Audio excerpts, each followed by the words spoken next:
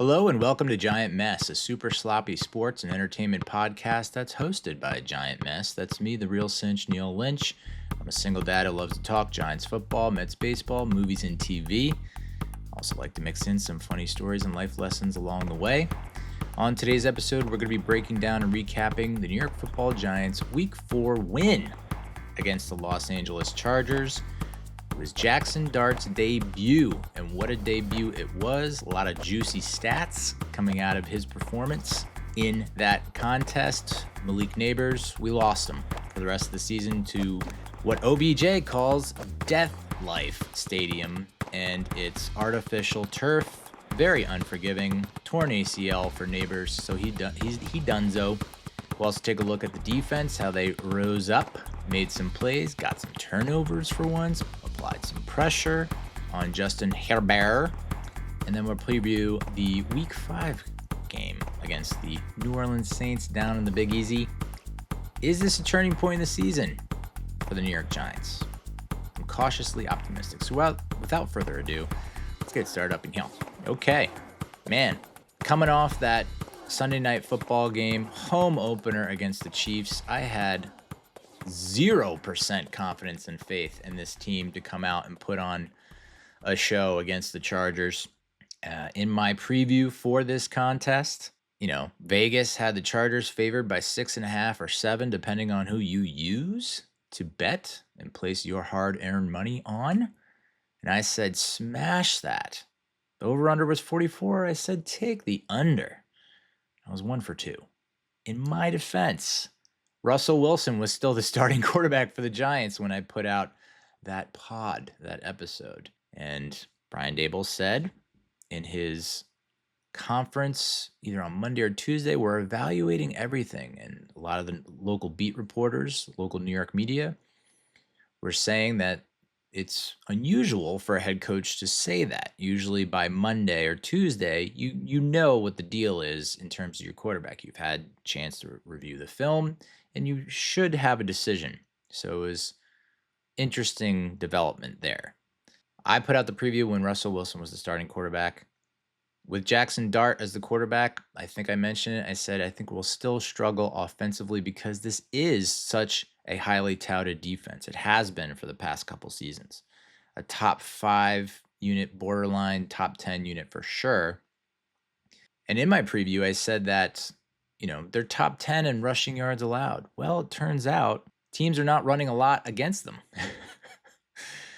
And that's because their offense is so high-powered and they get out to early leads, and so the other team is playing from behind. They have to throw the ball a lot. What I did not look at, but what other Giants content creators had done their due diligence and analyzed and saw, was that the Chargers' run defense allows a lot of yards per carry. So even though they're not facing a lot of rushes, not giving up a lot of yards, when teams do run on them, they're finding some success in the run game. And lo and behold, as much as we knock Brian Daboll and Mike Kafka for their ineptitude calling plays and inability to get this offense up and running and going, they looked at that and they said, here's our chance. And with Jaxson Dart at the helm, gives you a little bit more confidence in the run game from the quarterback position. Russell Wilson, known as a scrambler. Is he as good running the ball as Dart? No, we said that. Cam Skattebo, physical, tough, getting you those hard yards. You feel a little bit better going into this game saying, all right, we're going to run the damn ball, which is all that Giants fans have asked you for years.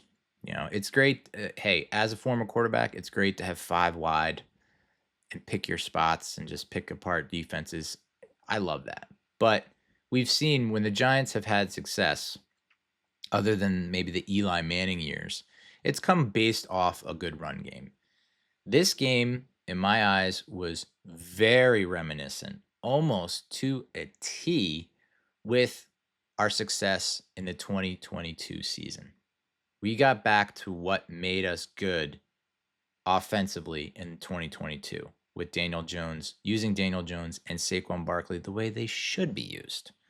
When we had I guess you could call it decent offensive line, at least one that could perform and give our quarterback and our running back just a chance. That's all we asked for, because you didn't give Saquon much in 2019, 2018, 2020, 2021. It wasn't a whole lot there for him to do.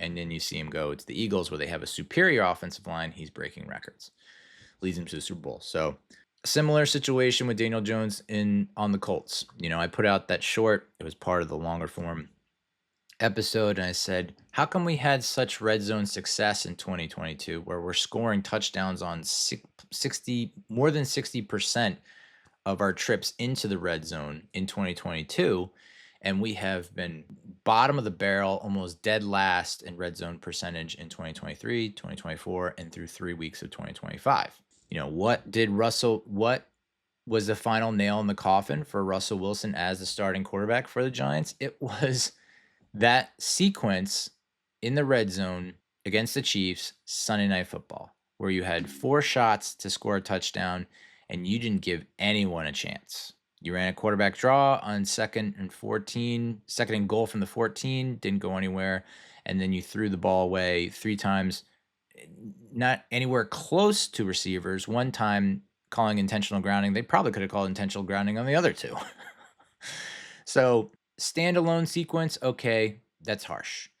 But this had come after you saw him in multiple red zone trips in week 1 against the Commanders not give you a chance. You saw this. That wasn't the only red zone sequence against the Chiefs where we came up. It was fruitless. So he's had multiple shots. And so as much as I didn't want to go to Jaxson Dart and start him, because when they said this was going to be a redshirt year for Dart, I was like, okay, I'm fine with that. You have Winston, you have Wilson. If Wilson doesn't work out, you put in Winston. You really, and if anything, in my eyes, I was cool with them waiting until after the bye week in week 14. So if you had Dart start the last 3 games of the season, 15, 16, 17, or 16, 17, 18, whatever the last 3 or 4 games is, you have my sealed approval. Approval, signed, sealed, delivered. Love it. I did not think that Russell Wilson would play this bad, and that's on me for just not being in tune with what I saw previously, because I didn't get to watch a ton of Russell Wilson when he was with the Broncos and the Steelers, okay? What I saw was I did get to watch a couple games of Russell Wilson when he was with the Broncos, and it was like, man, he catches a lot of shit, and I don't get it. And then I would see him in the red zone, and I'd be like, now I'm starting to pick up on it, because he had an elite Broncos defense that kept them in games, and then he'd get in the red zone and unable to score touchdowns. I think he had a similar situation when Pittsburgh. Steelers, elite defense, carried them to the playoffs. The only reason that Wilson is starting is because Fields got hurt. Even though Wilson was the starter, got hurt, Fields comes in. They felt like Wilson gives them the better shot. Steelers moved on from both of them, so that should tell you as much as you need to know about both Fields and Wilson. And I just thought, maybe right team, right environment. Is our Giants defense as good as the Steelers defense from last year, or the Broncos defense from 2023, 2022? Not quite. So I would have, I mentioned in the last episode, I would have gone with Winston just to see what you got, get some more exciting football, because it's hard to say, even though everything that Jaxson Dart did in the preseason was awesome. I fell in love with him in the preseason, but the preseason is fool's gold, right? It can trick you. It's a mirage in a lot of ways. Makes you think that players are better than they probably are. So I was like tempering my love for this quarterback. And I don't want to see a quarterback thrust into the spotlight in New York City, massive media market. Media is all over you. Get thrust in and then have to suffer. Having been in the area for so long and seen other quarterbacks, specifically with the Jets, in terms of like Geno Smith getting thrown into the fire, Sam Darnold getting thrown into the fire, Sanchez to a certain extent, but seeing other quarterbacks in the New York market, highly touted, high draft picks, get tossed into the fray before I think the organization of the team really wants to, but they feel forced to, and the fans are calling for it, and seeing them suffer and languish and then struggle and then ultimately get traded or dealt. I mean, Zach Wilson's another example of just crumbling under pressure and what have you. And what I didn't fully embrace or buy into was this whole moxie angle. He's got moxie. And it's like, all right, but does that translate on the field? And it turns out, I know it's only one game, but fuck yeah, it does. This guy is not Geno Smith. He is not Sam Darnold. He is not Zach Wilson. He is Jaxson Dart. He's the Dart Knight. He's Darth Dart. He's everything that people are saying about him. Again, only one game, and the numbers, you look at the stat sheet and you're like, eh. But then you look at some of the records that he's set or broken, and it's incredible. So similar, and hey, we've been down this path before. Eli came out in 2004 when he took over for Kurt Warner, was not lighting the world on fire. He had a pretty rough rookie season, and it wasn't until the end, we said, truly the end, where it was like that Steelers game against Big Ben, kind of a coming out party for Eli. And then you had that Cowboys game where he leads them down to the win at the very end. There was like 2, maybe 3 games during his starts in 2004 that made you think, okay, we got something here. Then you had Daniel Jones. His rookie start against the Buccaneers comes out somewhat flat, not really doing a whole lot in the first half. Second half turns it on, leads one of the best comebacks by a rookie quarterback at least, but also in franchise history. And you say, we got our guy. You look at what happened for Daniel Jones for the rest of that rookie season, and it was turnovers that really killed him. Just turnovers, turning the ball over, fumbles, interceptions. That's what killed him his rookie season. And he had turnover. And that's not completely out of the mix here. That's still in the cards for this organization, is that you're going to have to think about, unless Dart goes on this incredible tear, which I'm not ruling out at this point. I'm cautiously optimistic. That's the phrase that pays for me right now. So 6.5, the Chargers were favored by Vegas, or 7, and Dart comes out and plays a really fiery game that we talked about. I put out that short about Cam Skattebo and his infectious energy, and how more players on the Giants roster need to have that kind of approach and mindset in order to change the culture and turn this organization around and start winning games. And Jaxson Dart amplified that. He embodies that. He has the same kind of spirit that Cam Skattebo has. And so he was able to take that. And when you have both those guys in the huddle, woo-wee. And now it's basically going to be the Dart and Skattebo show on offense, because you've lost Nabers for the season. But so very excited. I wasn't as hyped going into this game as a lot of other fans, because I was like, I'm at the point now with the Giants where I need to see it to believe it. I think back to last season when we had that big win against the Seahawks in Seattle, block field goal that Isaiah Simmons takes to the house to win the game. And I apologize for these fucking landscapers. All right, so let's dive into the team stats. Chargers had 338 total net yards. Giants only had 250 total net yards. But the Chargers had 14 penalties, where the Giants had 8. Chargers penalty yards was 107 versus our 43, and we dominated time of possession, racking up 35 minutes and 28 seconds possessing the ball. And it, in a lot of ways, I mentioned how this win mirrored our wins from the 2022 season. It also mirrors, in a certain way, the wins that the Philadelphia Eagles are getting.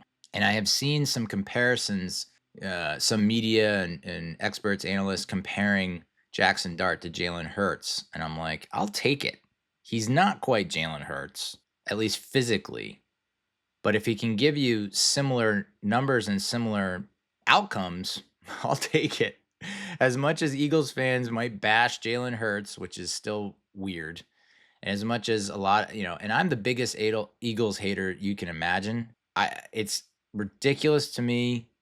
I mentioned it in the 2023 season when it's like everyone was just abandoned ship as they were going into the playoffs and wearing paper bags over their heads. I was like, I just don't get it. You're winning. You're going to the playoffs. You win the Super Bowl. You're still catching shit at 4-0. Because why? Hurts is not throwing for 300. Because Barkley's not running for 100. Because your offense is not, is A.J. Brown complaining that he and Devontae Smith are not getting the ball enough. And it's like, you guys are fucking winning. I just don't get it. Sure, there's room for improvement. Sure, you want to be better, but you're winning. Just win, baby. So if this is what wins look like for us, I'm not complaining. I'm not going to complain. This is a good Chargers team. I think before all the injuries, the Chargers looked like they were going to take the AFC West. Now that you have, they're already without Rashawn Slater. It looks like they're going to be without Joe Alt. That Chargers offensive line is a mess, is just a disaster, and they're going to face a lot of issues. And so I don't see them winning the AFC West anymore. I think everyone had counted the Chiefs out. Why do you continue to do that, Neal? But that's also directed to everyone else that comments on the Chiefs that says, they're done. The Chiefs are just the reincarnation of the Patriots. The Patriots just passed off the torch to the Chiefs. So many seasons. How many seasons did we watch the Patriots have maybe get off to a slow start or have a bad loss early on in the season, weeks 1 through 4, and then just turn it around, turn it up, and run through the playoffs en route to a championship? The Chiefs, as much as people like to think like, they're not the Patriots or whatever, counting them out, it's like, don't count them out. Don't count out Mahomes. Don't count out the Chiefs. We should be better than that. So I think the Chiefs are still the favorite to win the AFC West, strictly just based on the Chargers offense being so banged up and hurt. I'm not saying that the Chargers are going to miss the playoffs, but it's going to be an uphill battle for them. The Chiefs, on the other hand, it's like if they can get a lot of their weapons back on offense, I don't see how, it'd be foolish to count them out. So, but this is a recipe for success that we saw that worked in 2022 for us. We're seeing it work for the Eagles over the past 2 seasons where it's like it's just efficient, dude. It to me, it's saying you don't have to put up 500 yards of total offense to win a game. You just need to be efficient. Every drive, get first downs, convert third downs, convert in the red zone. It sounds simple. It all sounds simple. Just get turnovers and score points. Sounds simple. But the Giants have made it look so hard over the past 2+ seasons that we forget why we were successful in 2022. And if you've been a long-time listener, you might be like, Neal, what the fuck, dude? You were saying that the 2022 season was fluky, and to a certain extent, it is a dangerous game to play. I will say that. It's a dangerous game to play, where it's like you need the defense to get turnovers in order to win games. That's a risky proposition, and I'm not advocating for it, but if we can squeeze out some wins based on that formula, okay. Should that be the basis or your foundation that you should move forward on? No, but we got the win. I'll take many more wins like this, but you can see once you got into the postseason that you don't have the depth and talent from that 2022 season to beat a team like the Eagles. Can you out-Eagles the Eagles? I don't think so. But the Week 4 win for the Giants marked the first victory for the Giants over the Chargers since September 27th, 1998, when Danny Cannell was our quarterback and Gary Brown was our running back. I think Gary Brown ended up having 1,000 yards that season. Tyrone Wheatley, I think, was the starter, or maybe the backup. Might have been his last season with the team. And I think what was it? Chris Callaway might have been our top receiver, I want to say. So again, that 98 offense, not by any means a powerhouse. We had a very good defense that year, and we were also playing Ryan Leaf. So, Ryan Leaf was, really struggled in his rookie season. And so it's been a while. We don't play the Chargers often, we talked about the last 5 matchups, all of them horrendous. There was only one close game, and that was in 2009 when we just fell apart at the end of the game defensively at the old Giants Stadium. So Giants are the first 0-3 team to beat a 3-0 team since 2008. Pretty cool. It's 16-17 seasons that we haven't seen something like that. Jaxson Dart's the first rookie quarterback since, you guessed it, our old guy, DJ, at Tampa to win their first career start, September 2019. So take that for what it's worth. Is that a good omen? Is that a bad omen? Jaxson Dart is not Daniel Jones, although you can see a lot of similarities in the game plan and the scheme in terms of how we can get success. We got success in 2022 with Daniel Jones based off the RPO with Saquon Barkley. So similar situation here with Dart and Skattebo. Is Skattebo as good as Barkley? No, but he at least gives you the ability to pick up an additional yard or two that, Skattebo is more inclined to, a lot of people think that Skattebo is just this, like, I'm going to lower my head and my pads and just bull people over. But he does have, I think people were criticizing his lack of vision. He obviously doesn't have pull away speed. You're not going to see him do what Amarian Hampton did, which is just take off down the sideline and beat guys to the goal line, to the end zone. But he does have a lot more patience and vision than people think or thought coming into this. So let's take a look at the offense. Ian Rappaport at Rap Sheet on X said, the future is now. Giants are making first-round quarterback Jaxson Dart their starter. After just a short stint starting with an 0-3 record, Russell Wilson heads to the bench. Giants had a package of plays for Dart. Now they'll unleash it all. People were saying, was this a desperate move to save Daboll's job? Yeah, probably. I mean, at some point, you got to be like, hey, just use your brain. It's like, okay, we're going nowhere with Russell Wilson. We're going to get more games like weeks 1 and 3 than we are week 2. Jameis Winston, if I play him, this is me as Brian Daboll. If I'm playing Jameis Winston, it's like maybe he gives us a better chance to win. Is it that much better of a chance to win than Russell? Probably not. Is it going to be a little more exciting with Jameis Winston? Sure, but it's not going to give you enough wins to make you think that he's going to save my job, right? And it's like, it'll be more entertaining for the fans, but like ultimately it's not going to result in more wins. And Mara has said he needs to see progress, blah, blah. And I'm sure he's not, like, probably not. I can't imagine that it's possible for a head coach to block out all the noise. That's tough. That's really tough. You're going to hear whispers and grumblings and rumblings about your job. Like, it's impossible to not, especially in this market.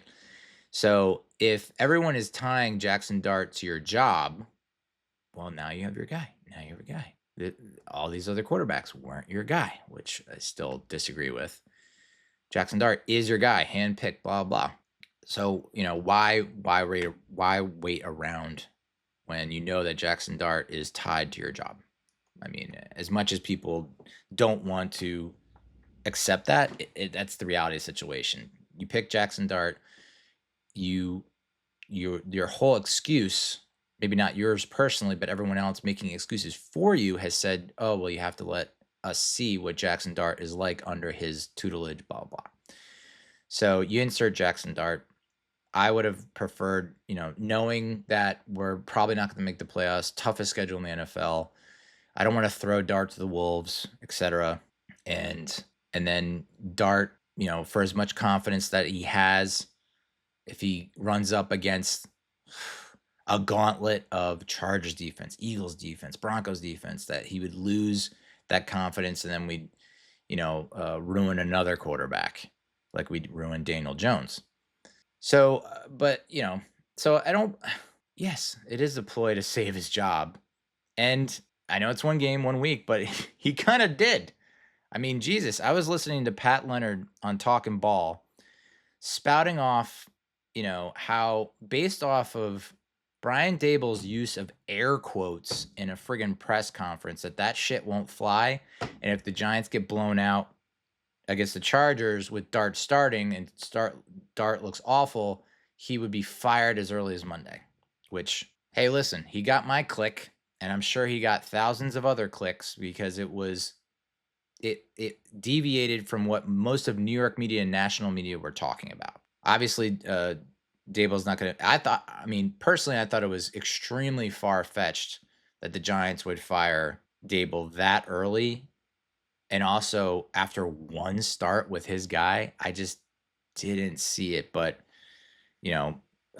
Leonard seemed to think that it was a politically motivated, that once, it was, this is the mistake that a head coach would need to make to get terminated, where he goes against, questioning the medical staff. That was the big one, was he using air quotes, the medical people, quote unquote, doing that. That's enough to get, that was the final straw to get Daboll fired. I was just like, okay.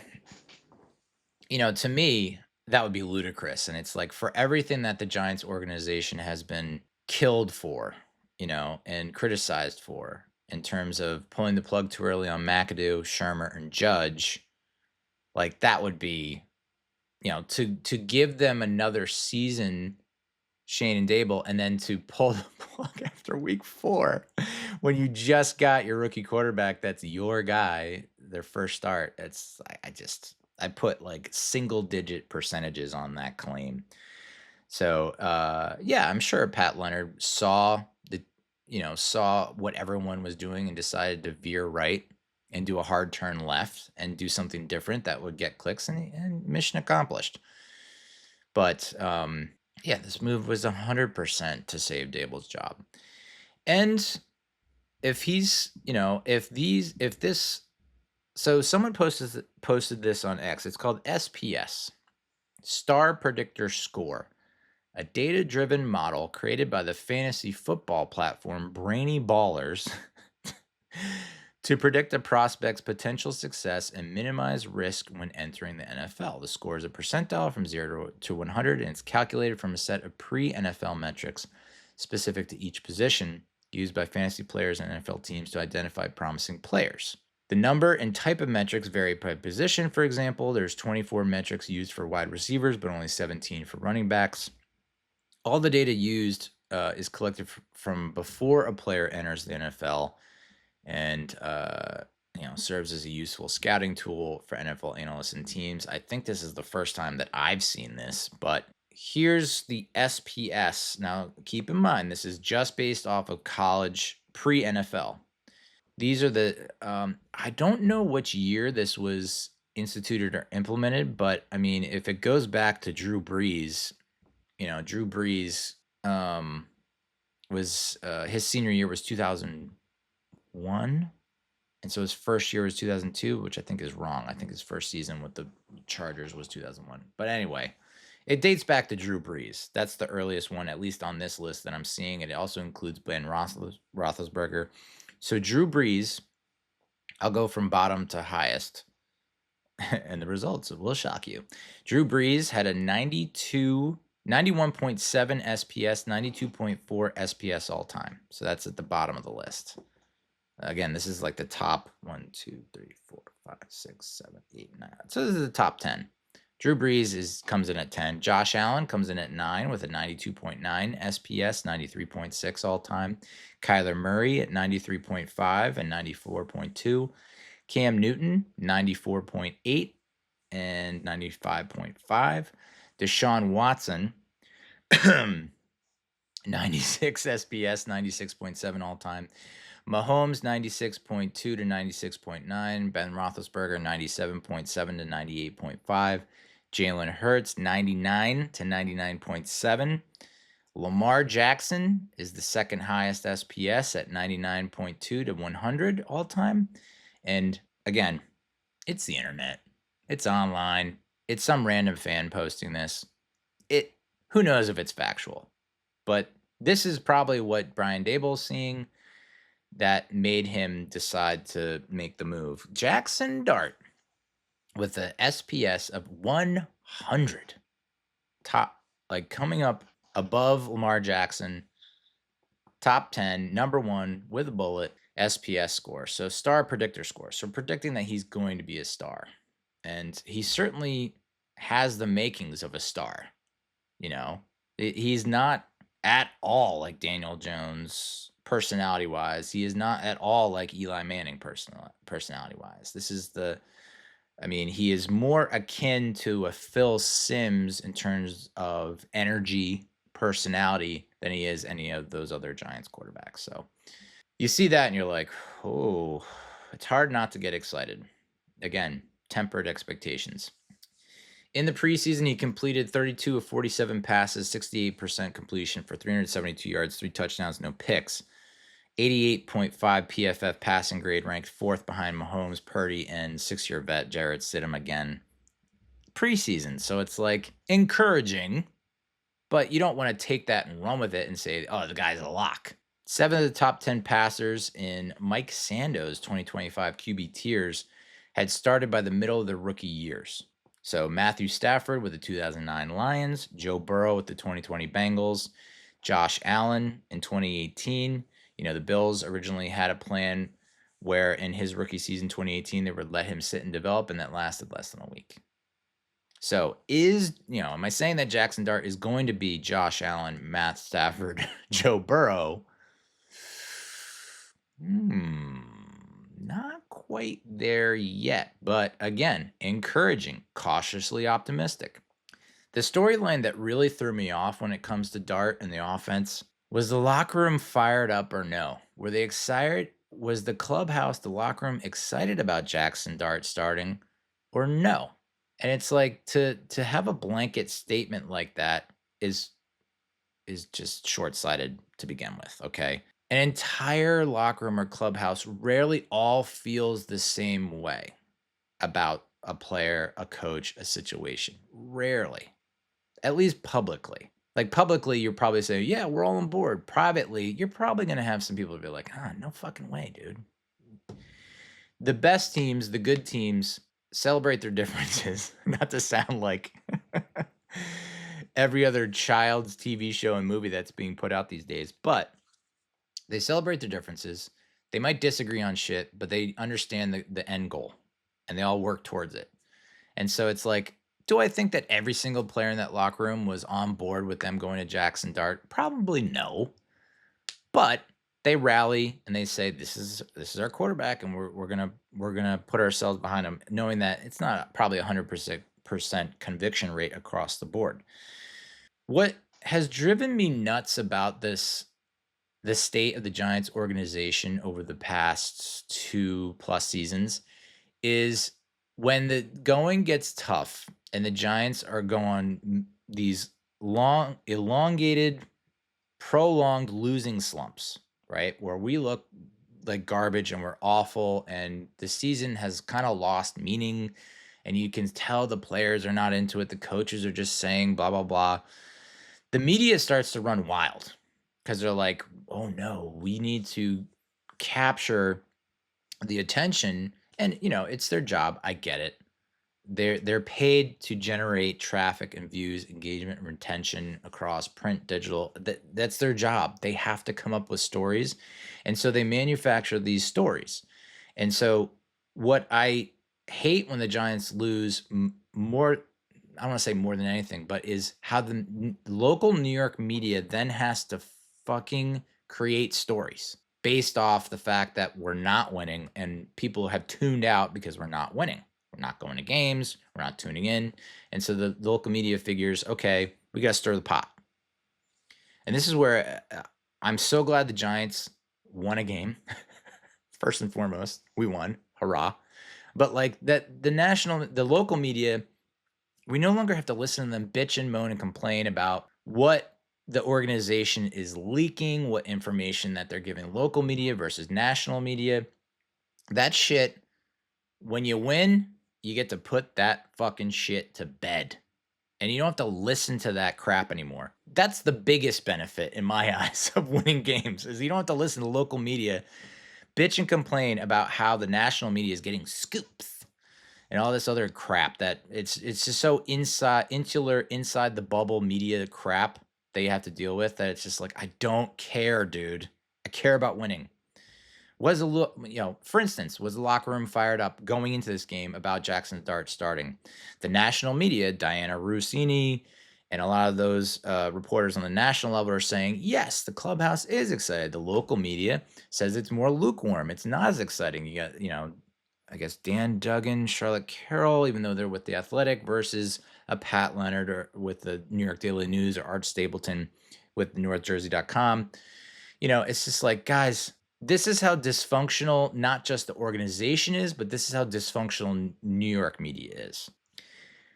I would like to believe that I can trust the New York media because they are so ingrained and they're beat reporters. So this is their whole entire existence, is to follow the Giants and get the information.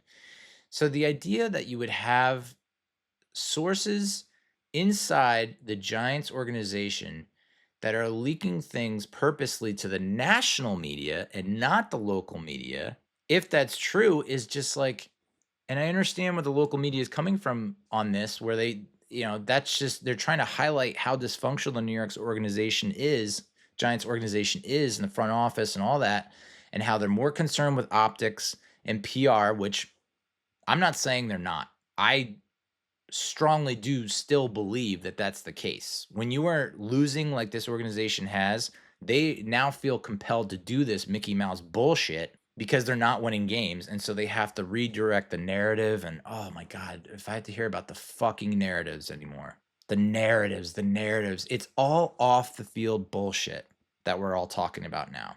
That's how bad the organization has been. Is that we're talking about off the field narratives, optics, all this other PR bullshit that football fans do not give a fuck about. We care about the product on the field. We care about winning. We care about, and the organization is more concerned about reputation and how we present ourselves and look. And it's just like, I don't care about that. Win the game. Mr. Chicken at 5 on and X said, if you told me the Giants beat writers had a group chat where they talk with each other about certain narratives they want to push, I'd 100% believe it. A bunch of nerds that break no news, always getting outscooped by the national media. I don't believe nothing they say. All right. That's your opinion. And I'm not going to completely disregard that or discount that. Like, it's definitely conspiracy level paranoia, but it's also to the point where it's like Big Blue Film Room. At Big Blue Film Room on X said, lots of Giants players feel that Daboll Shane continue to flip-flop on decision-making per Jordan Raanan via Breaking Big Blue. Players chalk it up as, quote, you never know with these guys, end quote. They change their mind up all the time. Plans change really quickly. So, it's like, who do you believe? And I don't know. I'm kind of sick of playing the game of who do you believe? The coaches, the players, the front office, the national media, the local media. All I know is whatever you guys are doing wasn't working. You're losing. And when you continue to lose, this kind of shit rears its ugly head. Adam Schefter said, Jaxson Dart will make the first start today for the 0-3 Giants versus 3-0 Chargers. The last time a Giants rookie quarterback started for a winless team against an unbeaten team was Phil Simms in 1979, when he led his 0-5 Giants versus the 5-0 Buccaneers, and the Giants won the game. Dart became the fourth rookie quarterback selected in the first round to start for the Giants in the common draft era. Phil Simms in 79, Eli Manning in 04, Daniel Jones in 2019. And do you notice something interesting about how those line up? According to NFL research, the Ole Miss product is also the first quarterback since Teddy Bridgewater in 2014 to be drafted in the second half of the first round and start a game within the first 4 weeks of his rookie season. Again, Teddy Bridgewater, what could have been, right? Suffered that horrific injury that really derailed his career. But I think most would agree, pretty solid quarterback. What drives me nuts, so in addition to how the locker room felt about Jaxson Dart going in this start, you also had the media making a big to-do and creating a lot of buzz around the fact that this was Brian Daboll's decision. And Brian Daboll, they were emphatic about the fact that Brian Daboll wanted to make it clear that this was his decision and not the GM's, not the owners. Maybe I'm a little off my rocker. I wouldn't deny that. I am a lunatic. Okay? Here's the thing though. How is that not what? Shouldn't it be? Shouldn't it be the head coach's decision to make personnel decisions about who is starting and who's not starting? Since fucking when is it the GM's decision or the owner's decision, unless the GM is also the head coach? It's wild to me to think that your NFL head coach is the CEO, essentially, of the team, right? The buck stops there at the head coach. Sure, the general manager makes personnel decisions in terms of the draft, free agency. They make decisions. The owner, okay, you want an owner that is more hands-on, that provides input. The final decision when it comes to who is starting and who is playing and who is on this team is the head coach. Am I nuts for thinking that? Why is that even a fucking storyline? It's wild to me to think that. So you're telling me that we went into this fucking season with Joe Shane and John Mara, or John Mara's cronies in the organization, telling Brian Daboll, no, you cannot start Jaxson Dart week 1. You have to start Russell Wilson. This is why I don't like. I mean, in terms of Mara and the nepotism that's going on there and all that, the dysfunction that's happening with the Mara side of the business, I don't know that you can really do much about it other than the NFL intervenes. I don't know that that's going to happen. But in terms of looking at just the Daboll and Shane side of things, what the fuck, you two? These two have been, and I can't believe I'm getting this fired up and angry after a win, but it goes to show you everything that was leading up to this game, how we need to be done with that and wash it away. Get rid of that, because that was not working. Whatever is happening from now on needs to be a new era. It's a new day, a new dawn. Because the fact that Daboll and Shane were so closely tied at the hip, package deal, like they're just intertwined forever. And they've come out and talked about how closely they're working together and they're lockstep and all this shit. It does not seem that way. And it seems like Daboll was like, in order for me to save my job, I have to go out on a limb and I'm going to say that Dart is starting. It's like, so what was the protocol and what was the process before this? Was the decision making being made by Shane? In which case, what the fuck? You're telling me that Daboll's just not making decisions? If that's the case, and if that really is 100% true, and Shane, I don't think the ownership is really putting their boot on Daboll's throat. I really don't think they're coming down with the iron fist on this. I mean, I don't know if this was, if Hard Knocks is to be believed, which it's a documentary. Everyone thinks that documentaries and docuseries are 100% true and accurate. It's not the case. It's manipulated. It's edited. It's not raw and live. So what they showed you on Hard Knocks could be completely different, not completely different, but different from what actually is the case in the building. And if John Mara is saying, okay, if you're all right with Saquon going, okay. And he probably had a similar stance with Daniel Jones. Like, I want it to work out with this kid. I like him a lot, but we've done him a disservice. And if you feel like we need to release him and move on, we need to honor that. So I don't buy the whole thing that John Mara was forcing Brian Daboll to start Russell Wilson. Is it more of a case of a more tenuous situation where it's like Daboll doesn't want to step on toes and step over lines and he's walking on eggshells. And in which case, why are you doing that, dude? You just went 3-14. You haven't won a ton of games the past 2 seasons. Why are you coming into this season still playing that kind of rinky-dink, ring around the rosy approach? Why did it take you Russell Wilson showing you absolutely nothing in 2 or 3 weeks to make that change? Sean Marash at Sean Marash says, if it's news that a Giants head coach was allowed to make a decision about a player he wants to play, it says more about the organization than the coach. I sort of agree with that. Going based off what I said, like that's just dysfunction across both. That's Brian Daboll. What are you doing? Okay, he's a first-time head coach, so that's probably why. And this next post from Diana Rossini at DM Rossini on X kind of verifies that and confirms it. She asked fired NFL head coaches what they regret most, and you'll hear the same answer: not doing it their way. NFL head coaches, I know you're glad to I guess this applies more to first-time NFL head coaches, because I can't imagine a second go-round, third go-round NFL head coach after being fired and getting another chance doing the same exact thing they did the first time go-round. Listen, you got the job because you said something that the ownership liked. GM got the job because they said something the ownership liked. Then you get in the building and it's not going according to plan, according to what you think, and then you want to appease the owner? Just do it your way. Frank Sinatra this bitch. Do it your way.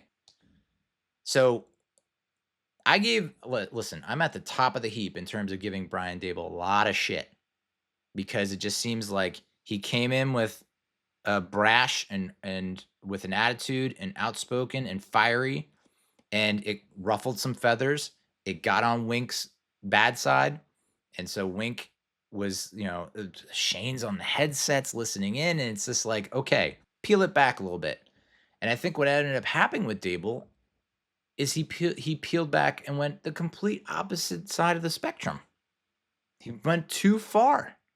We've talked about this. Coughlin came in too hard-nosed, turned off players, formed a committee of captains, listened to their input, dialed it back a little bit.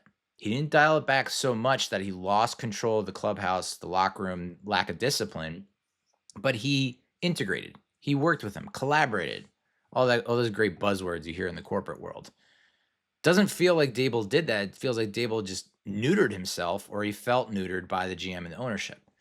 Now, if Daboll gets back to, just learns, from what he did in 2023 and 2024, and again, I'm skeptical. I'm a skeptic. I'm a critic. I don't think he has it within him to continue this and sustain this. I think it is a repeat of what happened in 2024 after that Seahawks win, where it's like you felt like you had momentum, you felt like you capitalized, you felt like you're turning the page, and then you shit the bed. So I'm more inclined to think it's more that than it is like a resurgence and rebirth that we're going to have that's going to mirror what happened in the first half of 2022. But Jesus Christ, you're not doing it your way? You're letting the GM and owner dictate what you're doing even after 2023 and 2024? You would think after 2023 and 2024, and maybe 2024 was it, where he takes back the play calling and he's like, I'm going to do it my way. But then you see what the result is. So again, I should be happy we got the win, but it's just everything building up and leading to this game really gets under my skin. But you look at the SPS, Star Predictor Score, you look at Dart's preseason, you look at what he was able to do in college. Anthony Rivardo at Anthony_Rivardo on X said, Jaxson Dart throwing 20-plus yards downfield in 2024 at Ole Miss. 42% completion rate with a 47.7% adjusted completion rate. More than 1,500 yards, which led the country. A 17 touchdown to 4 interception ratio, which is just fantastic. 25 big time throws with only 6 turnover worthy plays per PFF. So in terms of, that was what drew us to Russell Wilson, was like, oh, the moon ball is throwing it downfield. We're going to throw downfield more with Russell and Jalen Hyatt and Nabers and Slayton. And it's like, we did it for 1 week. The other 2 weeks, not so much. The fact that you can see these numbers for Dart lets you know that we're not when we insert Dart, we're not going to abandon that. Now, there's going to be some statistics that I throw out later on in the episode that's going to be like, kind of contradicts that information, but at least it lets you know he has that capacity and potential. I don't know that you saw those same kind of numbers from Daniel Jones coming out of Duke. I don't know. I'd have to go back and look at that. Should have done that. Nick Filato at Nick Filato on X said, fantastic first drive for the Giants and Jaxson Dart. Wholeheartedly agree. Dictated to the Chargers defense. A lot of spread, use of mesh at the point. Physical running by Cam Skattebo. Off-script throws by Jaxson Dart and Giants on the board. What a start for Dart. He completed his first 4 passes for 38 yards. He capped his inaugural drive, which was 9 plays, 89 yards, and ate up more than 4 minutes of game clock with a 15-yard touchdown run to give the Giants an early 7-0 lead. Kind of reminiscent of the game winner that Daniel Jones had against the Bucks in his rookie season. It was the first time the Giants have scored an opening possession at home since November of 2022 versus the Houston Texans. Holy shit. That's a long time, guys. That's 16, 17 plus another. That's almost 20 home games where we have not seen an opening possession touchdown from the Giants offense. Dart's 15-yard run was the longest rushing touchdown by a Giants rookie quarterback since Phil Simms scored on a 17-yard run versus the 49ers on October 14th, 1979. Cam Skattebo had a huge block on that play. Brian Baldinger broke it down on Baldy's breakdowns. This guy can block, dude. That's something that I don't think got enough airplay when we drafted him, or even before we drafted him. I don't think we didn't get to see a ton of it in the preseason, obviously because he was a little banged up and they wanted to preserve him. But man, we saw it week 1. We saw it week 2. We saw it week 3. We've seen it week 4. This motherfucker can block. This guy just wants to kill people. Just wants bodily contact. Jim Harbaugh has said, ironically, human body craves contact. And this dude looks for it. He embraces it. And man, it's like every time there have been multiple instances every week where it's not just a pass block. It's a run block. The guy is just a breath of fresh air. It's something that we have missed and really haven't had in a long time. Because you think about Saquon Barkley at running back, and it's like one of the most physically gifted freaks at the running back position that the NFL has ever seen. Look at his combine numbers. You look at what he's able to do. But from a blocking standpoint, Barkley was not great. And you can even see it with the Eagles now. Of course, there was a clip going around on X from someone that has been watching Eagles games and has noticed that Barkley might actually have a tell where it's like if it's a run play, he's not looking and scanning the defense from left to right with his head. If you're listening to this, can't see, I'm turning my head left and right. So he's scanning the offense during pass plays, but not during run plays. Run plays, head is straight ahead. He's not moving his head. Pass plays, he's looking back left and right to scan where he needs to protect and step up and block.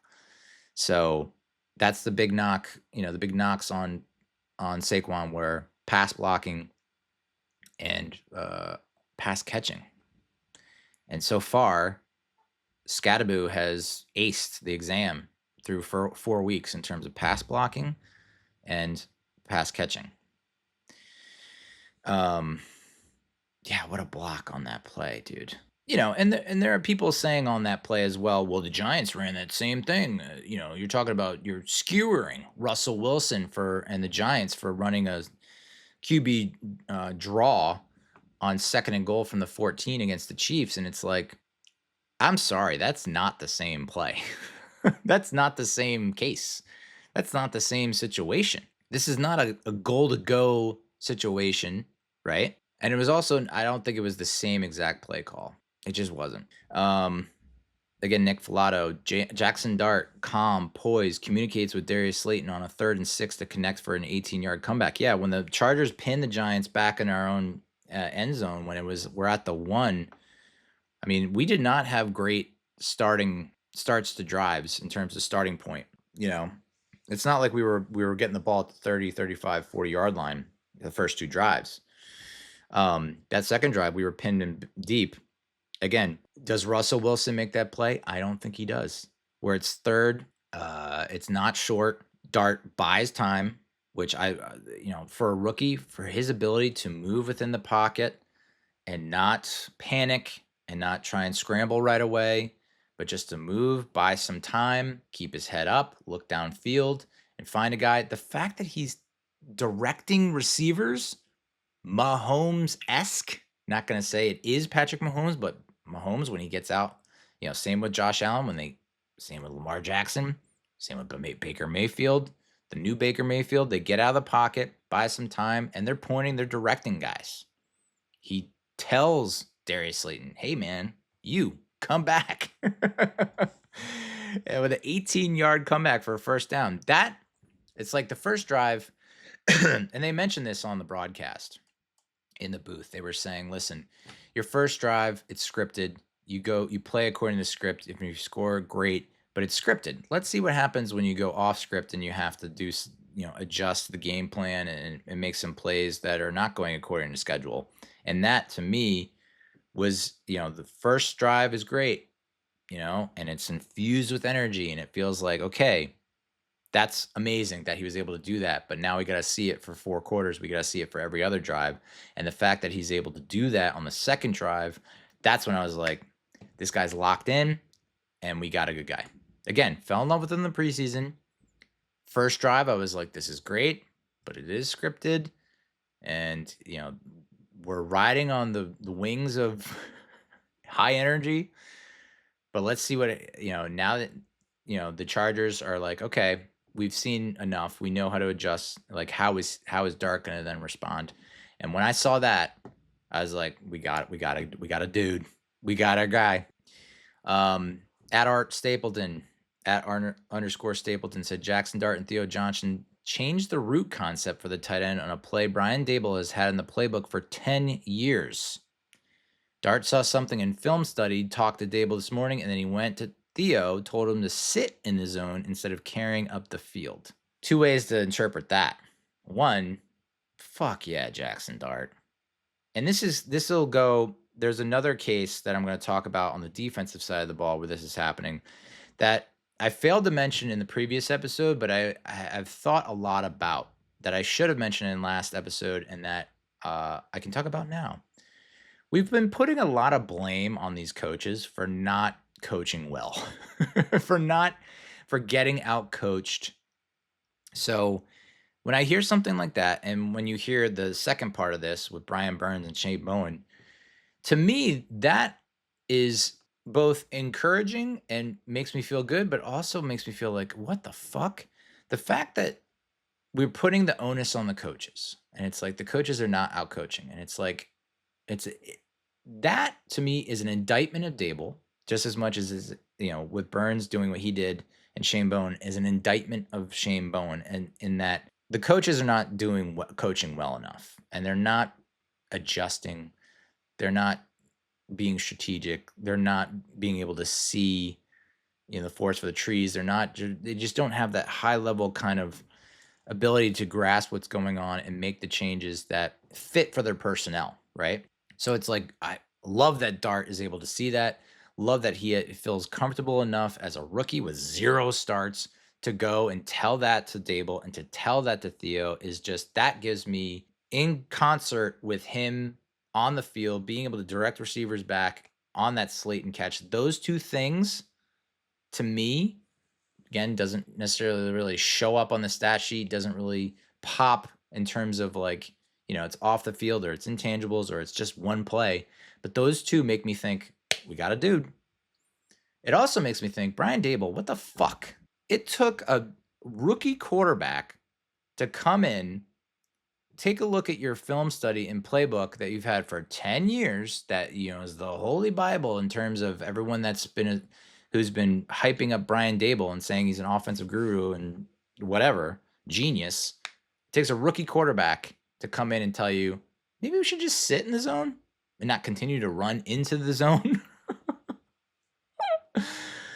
Holy fuck.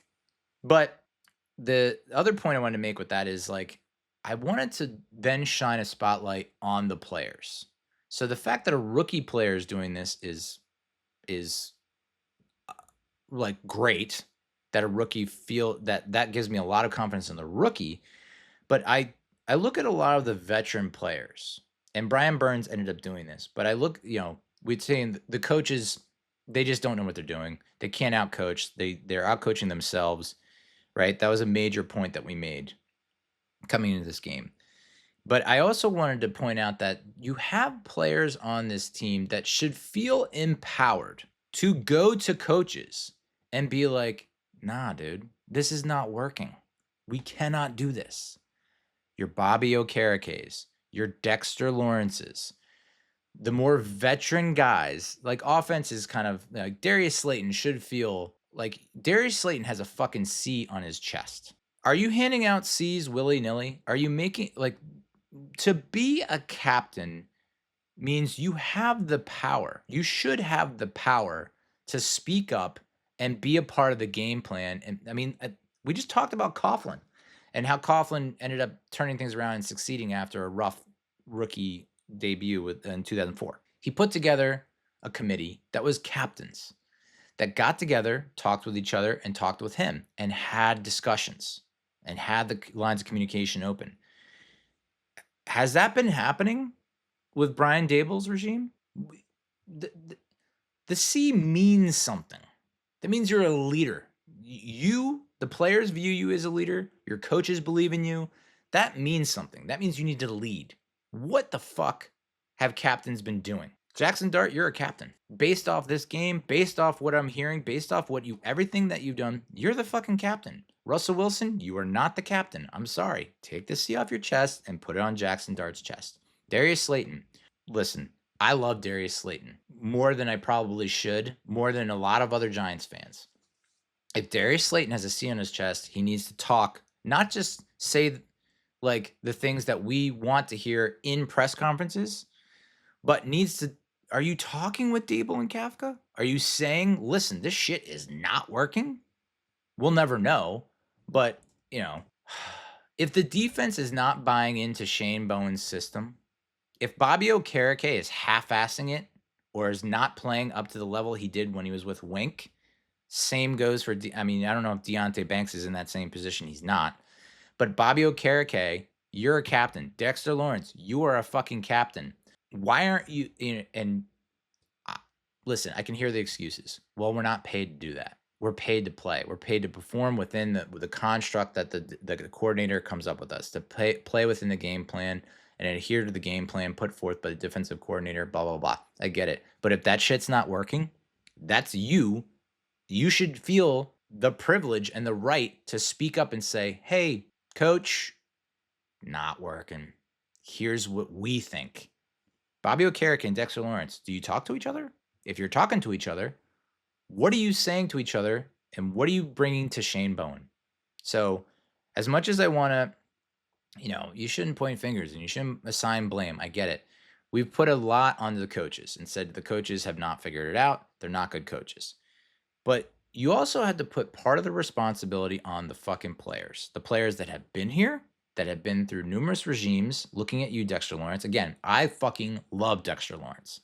But at the same time, why are you not speaking? Like, we can tell that the clubhouse respects you. You have earned a level of respect across the organization. Use and leverage that respect. Don't say, the sound bites coming out of Dexter Lawrence, everyone has said that it just looks like he wants out just because of the way he speaks to reporters. And it's like, I get it. That's the perception. Is it the reality? Probably not. Where's the accountability for the veteran players on the team? So the fact that you can have Jaxson Dart, that's a story that's now come to light, is that he is now pointing out things in film and bringing it to Brian Daboll. When's the last time you heard that on the offensive side of the ball? It just seemed like Daboll and DJ just like, is there a communication there? Does DJ feel comfortable enough to bring something to Daboll without him flying off the handle? Is that within Daniel Jones to do that? Maybe not. Did Eli Manning necessarily do that early on in his career? Probably not. But I don't know. The fact that Dart's doing that before he even starts or even in the first game is just incredible. Love that. Hate that the coaches are just spinning their wheels and is there no input from the players? So maybe this will open the floodgates and you'll have people speaking up because you had Brian Burns speak up to Shane Bowen and it paid off. You had Jaxson Dart speak up to Brian Daboll and it paid off. Have a little more fucking trust in your players who are out there on the field actually trying to execute your game plan to tell you, hey, Haas, this shit's not working. Here's what we should do. That gives me if the coaches can see that Burns spoke up, it paid off. That Dart spoke up, paid off. They should encourage that way more and be like, give us all the input. And the other players now, having seen that it worked, that Burns spoke up and it worked, and Dart spoke up and it worked, they should now feel emboldened to speak up and say, okay, here's my input. Here's what I think we should do. Because it's working. That's what needs to happen. You can't have a boss just dictate what to do. The employees do it. The performance isn't there. And then the boss is like, you're all fired because you suck. And it's like, the employees probably have thoughts and opinions on this, on how to do it better. But have you necessarily welcomed that? Have you created an environment where that is appreciated and respected? The results say no. And the media coverage that we've had both locally and nationally would not reflect that you have players coming to these coaches and saying, I think this will work. I think that will work, blah, blah, blah. So I don't know. Maybe it is a big turning point. Again, we mentioned like Dart's numbers don't jump off the page. Completed 13 of 20 passes for 111 yards and a touchdown. Ran 10 times for 54 yards and a touchdown. Was also sacked 5 times. I've also seen sacked 6 times. So taking a lot of sacks that, I think someone threw out a number where 4 of the 6 sacks were actually created by Dart. So it's something that's more Tommy DeVito-esque than it is anything else. So it's like, got to cut down on that. There was a play early on in the game where he just didn't see the pressure coming from the right side, his front side, but he's looking left. Illuminor has to, he has to see that the protection, Illuminor doesn't have help. He's going to take the inside guy. There's no one on the outside guy. You got to hit the hot route. I think it was either Bellinger or Theo Johnson, tight end, who just saw that, sat down, didn't see it. He was looking left and got sacked, and I think he fumbled. But, it's rookie shit. Jaxson Dart is the first rookie quarterback with a 95-plus passer rating and 1 or more rushing touchdowns in his first start since Brock Purdy in Week 14, 2022. Again, makes you think, do we have a Brock Purdy on our hands? Jaxson Dart is the first quarterback since 2017 to lead the team to an 80 or more yard touchdown drive on the first drive of his first start since Patrick Mahomes in Week 17 of 2017. By the way, I saw footage and clips of that on Good Morning Football, and it was just like, whoa, Mahomes looks different. He just does not look like... He really does look like rookie Patrick Mahomes, and just like his helmet, face mask, the way it's just super interesting to see. Dart's 54 rushing yards tied Daniel Jones for the 4th most rushing yards by a Giants rookie quarterback in franchise history. DJ rushed for 54 yards against Dallas in the November 2019 game. Dart also became the second quarterback since 2000 to rush for 1 or more touchdowns, throw for 1 or more touchdowns, and rush for 50 or more yards in the first career start. Joining Tim Tebow, who did it in December of 2010 against the Raiders. So, again, hoping he's more like Purdy and Mahomes than he is Tim Tebow. But Dart is the only quarterback to win their first career start versus a team that's 3-0 or better over the last 20 years. So, again, some historic shit that Dart is putting up and doing. I think Daniel Jones had a lot of those records and stats as well in his rookie season. So just don't fuck him up like you fucked up DJ. Jaxson Dart had his best plays on 3rd down, including multiple plays where he went through his progressions. He had 6 total rushing in passing first downs, tied for the second most out of quarterbacks, and he was 6th in success rate. And that's the key here. I mean, after, say what you will about Russell Wilson, but 1 for 10 on third down and 0 for the century in the red zone. Those are the two biggest reasons why you're not the starting quarterback anymore. So if Jaxson Dart can continue to convert on third down and in the red zone, I don't care if he throws for less than 100 yards per game for the rest of the season. Convert on third down and in the red zone, and you'll have a job for life. In terms of advanced analytics, he was plus 0.01 expected EPA per play, which is in the 41st percentile. So, 53rd% success rate, kind of middle of the road. And then a minus 7.9% completion percentage over expectancy. So, it wasn't all good in terms of advanced analytics. But again, I think when it comes down to it, you make the plays when it counts on third down in the red zone. He averaged 7.1 yards. His average depth of target was 7.1 yards, and his average depth of completion was 3.5 yards. So again, we talked about his down the field success in his senior year at Ole Miss. Didn't necessarily translate here. He kind of went deepish, mid to deep on the first drive or second drive to Nabers down the left side, underthrew it, but he did get the PI, which got a first down. He threw another deep ball to Nabers that on the ball that Nabers got hurt, unfortunately, which was just non-competitive. Like, he didn't put it in the vicinity to at least give Nabers a chance. So the deep passing not there just yet, but that'll come. I believe that'll come with experience and time. Like I mentioned, Nabers suffered the knee injury with 6:12 left in the second quarter, attempting to catch that deep pass. I mean, I've watched that replay 1,000 times, and it's like Nabers knew it right away. I mean, to the point where hasn't even fallen to the ground yet. He's mid-fall, and he's grabbing his knee, so he knew right away. I didn't see much buckling when he went up to make the jump, especially in slow motion. It didn't look like there was a buckle or anything like that, and it's a testament to how shitty that turf is. As someone who has now, I know I'm not a great athlete, but all of my career, like all throughout high school, played on grass, never got hurt in that way where it's non-contact and you're making a move or anything like that. Just a simple move. Didn't hurt myself that way playing on grass all throughout high school. College, we played on artificial turf, and it was like, I didn't see a lot of playing time, but my God, that sucked, playing on the artificial turf, especially when you got hit.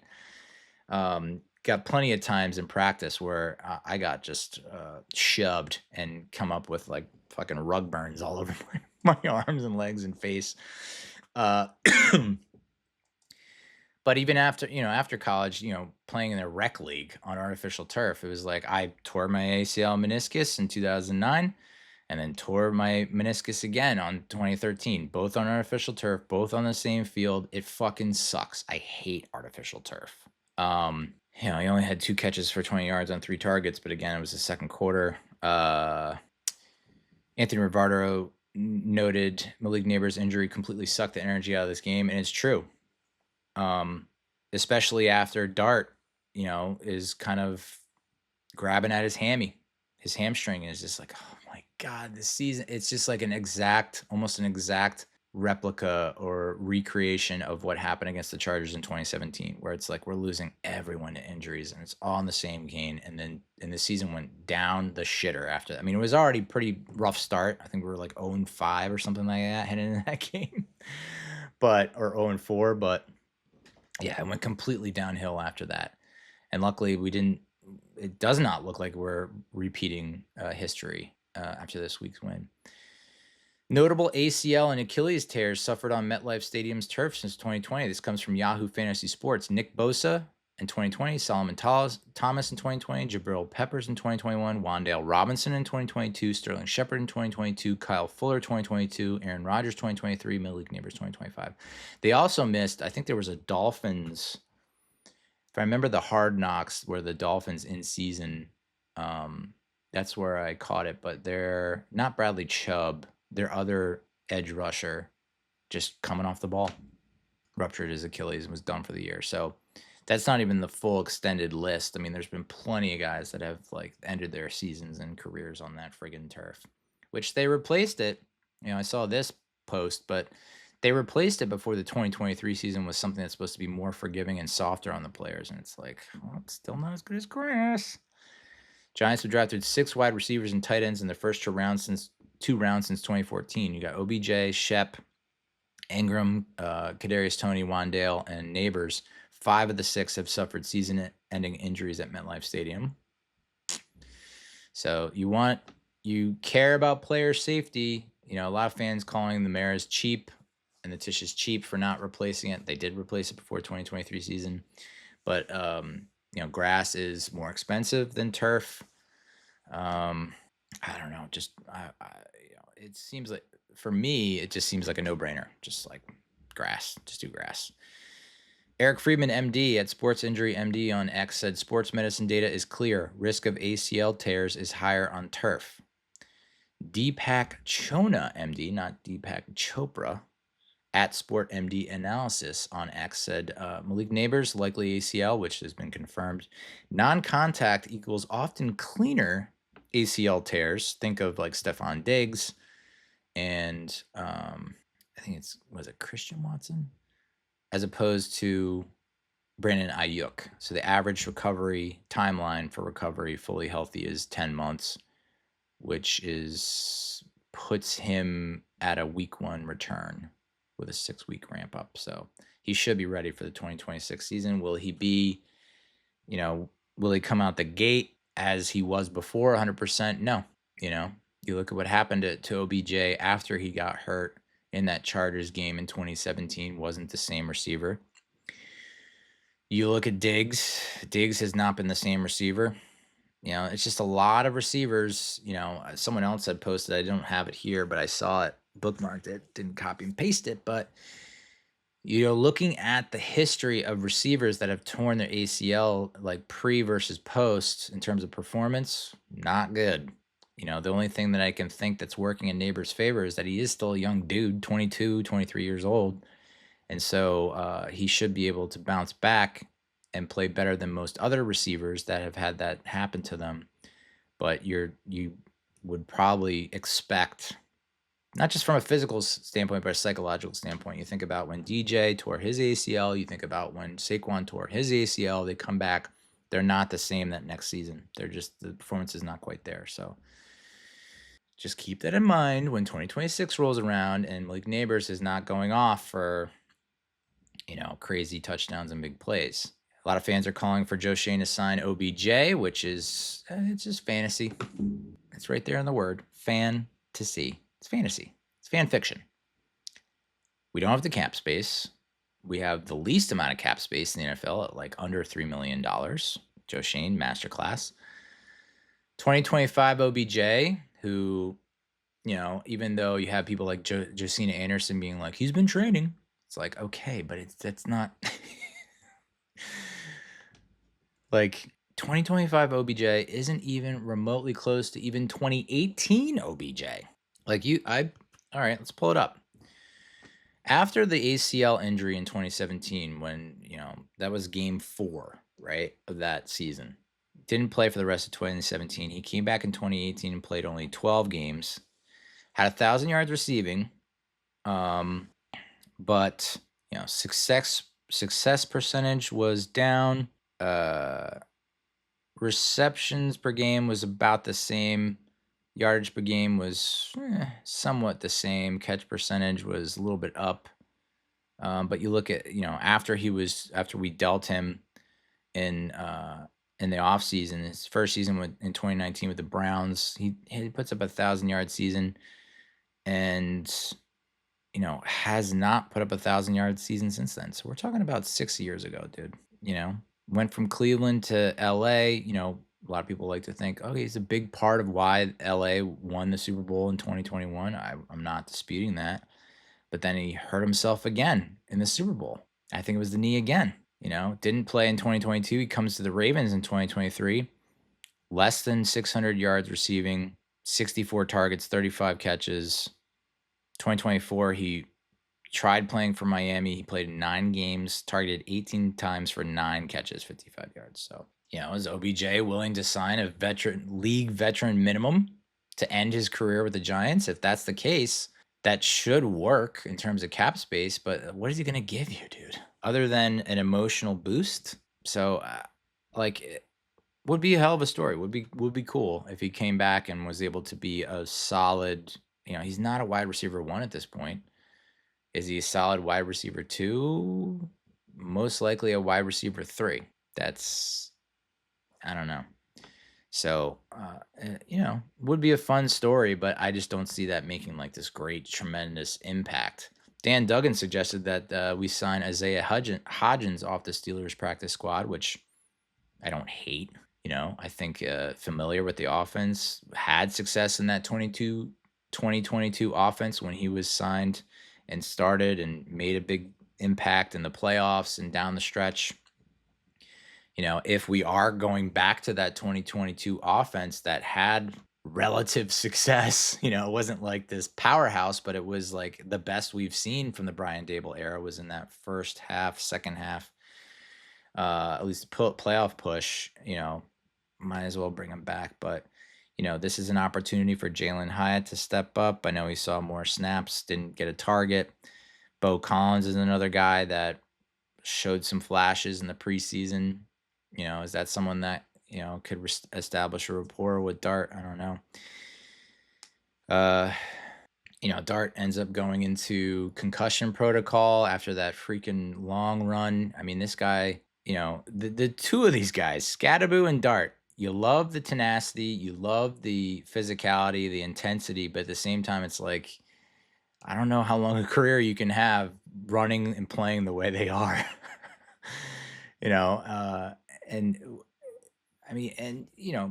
Multiple quotes, because the reporters going back and asking, people that have played with Dart and coached Dart both in college and in high school, and they're saying, yeah, we have all addressed it with him. It just doesn't click. It just doesn't resonate. It's just not, and maybe it will have to take a concussion for him to realize, like, I can't play that way.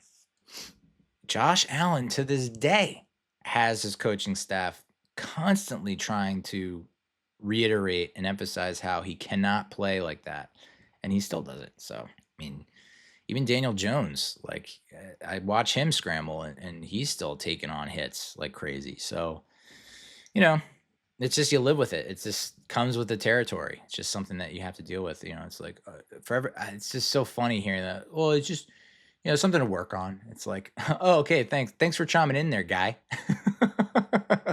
Now that you've said it, I'm sure he'll definitely get down and slide. It's like, no, this is just in his DNA. It's like he can't break the habit. It's just one of those things that's just going to be, it might have to take something that's really severe and critical for him to like rethink things. Red zone, better, well, just to put a fine point on his running abilities, like that long run where he's getting evaluated for concussion protocol and he's trying to throw a fucking stiff arm on a safety, and the safety's like, nah, dude. He's getting smoked. It's like Jaxson Dart is not a small guy, 6'2", 220 something. So he's big-ish, but he's not Josh Allen size. So it's like you're trying to run like Josh Allen, but you are not Josh Allen. So let's, pump the brakes. It's not going to happen. But that was it, 3rd and 1, 4th and 1, where he initially gets stuffed, comes out of the pile, and then runs around and drops the shoulder and gets the first down. Of course, there was an offside, so it was kind of negated.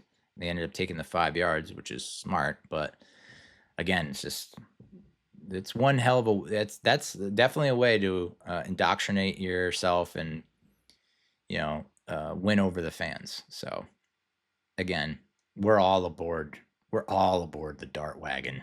There was a Dan wagon when Jones was here. There's a Dart wagon that is cruising right now. Red zone still an issue, but not as much as an issue as it was with Russell Wilson. Giants scored touchdowns on 2 of their 5 trips to the red zone. Success rate of only 20%. We had, entering the week 4 contest, a success rate of 20%. 2 of 5 is 40%. So that's a marked improvement. And if we can get to that 60% level, we're going to win some games. We're going to be a threat. It has to be in that 60% level for us to be considered a contender. Big step up in terms of red zone production with Dart, which you had to think that was going to be the case. It's just how much of an improvement you were going to see. It had to be better than what the fuck Russell Wilson was giving you. So if we can get to that 60% level like we were in 2022, we got a chance. Dan Schneier, at Dan Schneier NFL on the X, said the Giants had 3rd and goal at the 1, and everyone in the universe knew they'd call a quarterback draw/zone read or some kind of design inside run, so they call exactly that, and it loses yards to set up a difficult 4th and goal they should have taken a field goal on. Yeah. That, to me, was like, have we not fucking learned our lesson? From a coaching standpoint, coaching perspective, have we not learned, like, how much we've failed that close to the end zone? But that I also put part of that on Jaxson Dart. Looking at the setup that the Chargers had, and the booth even pointed this out, they had everyone in the box. Everyone in the box. And like, what made you think in what world that we were going to be able to get in based off that? I have no idea. And I don't know if that's the coach not having the wherewithal to put that in Dart's head. Like, hey, if they stack the box, let's go to this. Did you not say that to Dart? Did you expect Dart to see that and check out of that? Which I know that's not typically the case with rookie quarterbacks. They usually have to earn your trust, but that to me feels like that's a misfire on Dart's point, and it's not surprising, but it's like considering what he brought up in film study and and noticing that, to not notice that like everyone is up on the line. And if we just pull, like, fake to Skattebo and pull and boot, you give yourself a better opportunity. So that was like, ooh.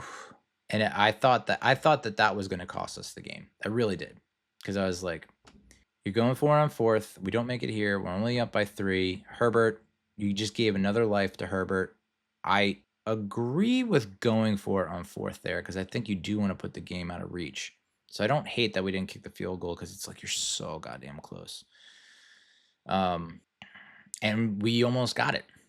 We almost put stuck him with the dagger. Barstool, New York, at Barstool NYC on X said, Giants red zone play calling needs to be studied. Yeah, this is going to be a course that they teach in colleges for years to come, dude. The fact that our red zone play calling, we just, it's like brain fart overload. It's again, it's like there's an invisible force field at the 20-yard line, and every time we cross that force field and go into this territory, it's like we're in another realm where everyone just completely loses their minds and just forgets how to play football. It's just like, I've never seen anything like it. Of course, we had the turnover on downs in the red zone with 5:35 left in the game, and that was based off of the 4th and goal from the 4. Dart buys some time. If Russell Wilson's in that position, he airmails that fucking shit into like Teterboro Airport. Like, he's not giving anyone a chance. But Dart buys time, presents the threat of a scramble to the end zone, which draws in the defenders, which I love. And I saw Theo Johnson and Wan'Dale Robinson. Of those 2 receivers, who would you rather have to go up for a jump ball? Dart ends up throwing it to Wan'Dale. He goes up for it, has it, gets knocked away. That's, again, another lesson where it's like, you see Wan'Dale, you see Theo Johnson, 10 times out of 10 in the red zone at the 5-yard line, you throw it up to Theo Johnson. So, yeah, yet again, we have not learned with Wan'Dale Robinson. He is limited. You have Mr. Unlimited in Russell, and then you have Mr. Limited in Wan'Dale Robinson. There are a lot of plays. The height is a hindrance. I'm sorry. It just is. Nick Filato said, of course it's the 5'7" wide receiver and not the 6'6" tight end. Yeah. Theo Johnson's made for the red zone. Daniel Bellinger, made for the red zone. There are certain players on your roster that it's just like, how the fuck they're not target one in the red zone, or you're not scheming up and designing plays for these motherfuckers in the red zone, is just like class A misdemeanor. Like, come on, guys. Giants had 7 runs with goal to go and produced 6 yards total. Yeah. You have to know. Do you think the opponents are not doing their homework and not doing film study? They have to know that Cam Skattebo, when he's in the game, goal to go, was getting the ball almost exclusively in goal to go situations in college and short yard situations. Major reason why we brought him in was because he was able to convert on 3rd and short, goal to go. You have to know and assume that the defense is putting all their focus and concentration on stopping Skattebo because they know how much of a threat and a difference he is in goal to go in 3rd and short. Why are you then just, we don't have the offensive line to do that just yet. Now, Cam will get you an extra yard or 2. We don't have the offensive line that's bullying people and pushing people off the ball. If we had the Eagles offensive line, fuck yeah. Run Cam Skattebo at the gut, and we'll get a touchdown. We'll get the first down. But that's not happening with this offensive line. Why? And it boggles my mind that you wouldn't play action.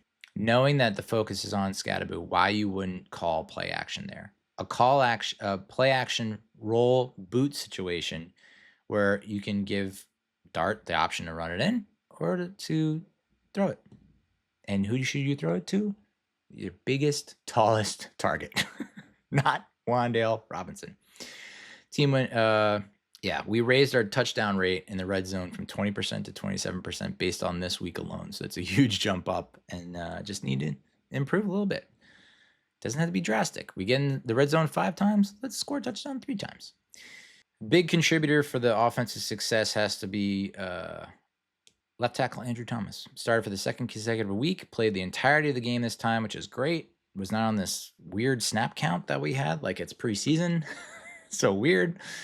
But huge difference maker in terms of pass protection. Of course, Thomas was hard on himself. He was hard on the offensive line in the post game.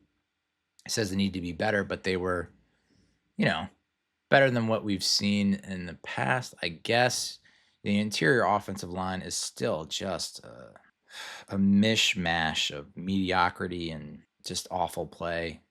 There's another clip of JMS getting blown up into the quarterback and getting his ass handed to him.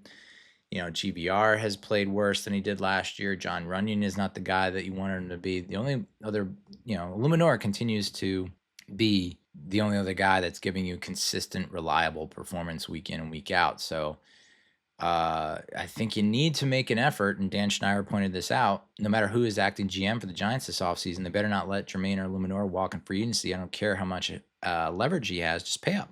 Cap is mostly bullshit, which I agree. Looking at what the Saints and the Eagles have done over the past, I don't know how many years, they have been able to massage and manipulate the salary cap in and out for years and years and years. Will it catch up to them at some point? Yeah, hope so.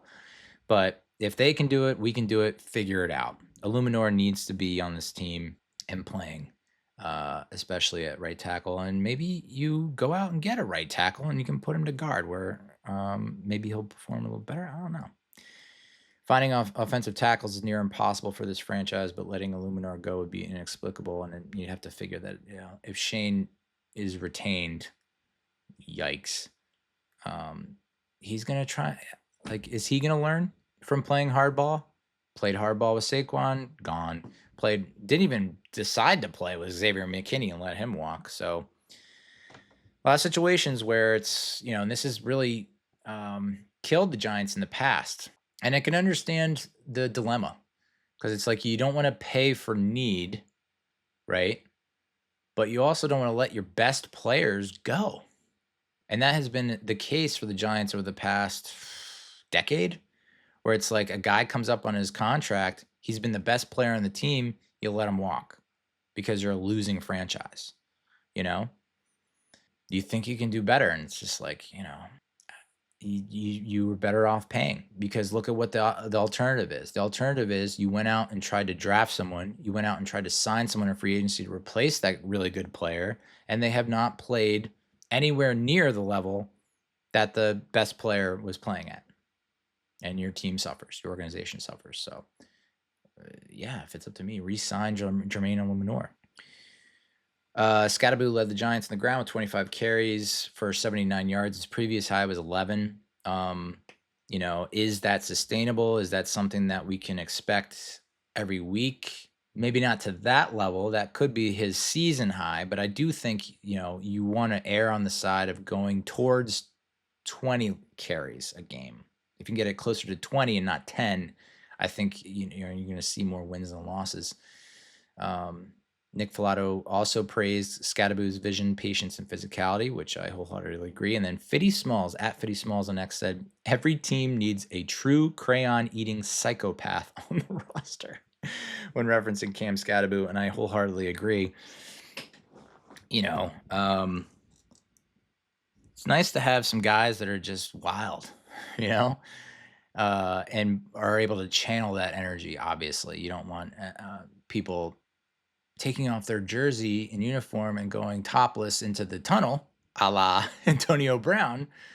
You don't want people hitting other players with helmets, stomping on players that are down, but you do want guys that are going all out and have that motor and that engine where they're just like, within the confines of the football field, they're just putting it out there. So happy with Skattebo, happy we have Dart. And it's a matter of, does it come back to coaching? And does it come back to the personnel on the offensive line? A lot of people are concerned about the wide receiver situation, and that's understandable. That's going to be an issue. But to me, I don't think it is. I think you have a guy in Slayton that can be entrusted as your wide receiver one. I really do. People keep saying it's one of the most divisive debates and topics is Darius Slayton. And it's like, I don't know, man. I just see him get separation, and I see when he catches the ball, he's able to get additional yardage. He's a burner who has the ability to take it to the house. Why are we not using him more? Why are we not scheming it up to him more? You want to talk about things that'll be studied for years. Our misuse and mismanagement of Darius Slayton has to be high on the list. Just like the previous regime's mismanagement of fucking Julian Love. Wandale's Wandale, and it's a matter of who's going to be that third guy to step up and make a difference. And it's like, Jalen Hyatt, this is your opportunity. What's going on? I saw a couple of routes where he was open. It's just Dart didn't go to him or see him or think to look his way, but he was open. Justin Pennick from Talking Giants said Giants had 32 rushing plays out of the shotgun yesterday. No other team has had more than 23 rush plays from shotgun in a single game. They averaged 4.7 yards per play and total 149 yards. So this was to be expected with Jaxson Dart now as their starter, as he operated pretty much almost exclusively out of the shotgun in college. And didn't do a lot of under center, and sure enough, that's what worked for the Giants on Sunday against the Chargers. So let's stick with it, maybe. But also knowing that defenses are going to adjust, and I think that's what you saw in 2022, and why we had such a tough time down the stretch in the second half. Started off 6-1, 7-2, and then finished 9-7-1 is because I think defenses adjusted and could see like, okay, this is how we defend it. And now it's up to our coaching staff, which again, I don't think a lot of people have faith in, to make that adjustment. And that's why you absolutely, going back to what I said before, need the players to step up and use their voice and say, this is what we're seeing and this is how we should approach it. Giants are now 4th in the NFL in rushing yards per game out of the shotgun. Ooh, like that. And to me, this game comes down to two things that we have not seen a lot of, and that, you can't necessarily, it's not like you depend on that to be like your game plan, but 11 points off turnovers for the Giants. 11 points. You don't get those turnovers, possibly don't get those points, we lose the game. So turnovers have been something that we just have not gotten as a defensive unit. And even when we do, we have not been able to capitalize on it. So if you can do that every game, great. We're going to win. But again, can't rely on it. Bellinger more involved in the passing game. He had that one catch for 13 yards, got the first down. It's just like, why are we not using him? I thought the shovel pass to Theo Johnson was great. It was like a rare example of creativity in the red zone, something that we have been itching for and screaming at the top of our lungs to have something like that. It was very Chiefs-esque, Mahomes-esque, Mahomes to Kelsey. Just felt like that. So would be good to see more of that in the red zone. Chargers D, this Tui Peloto,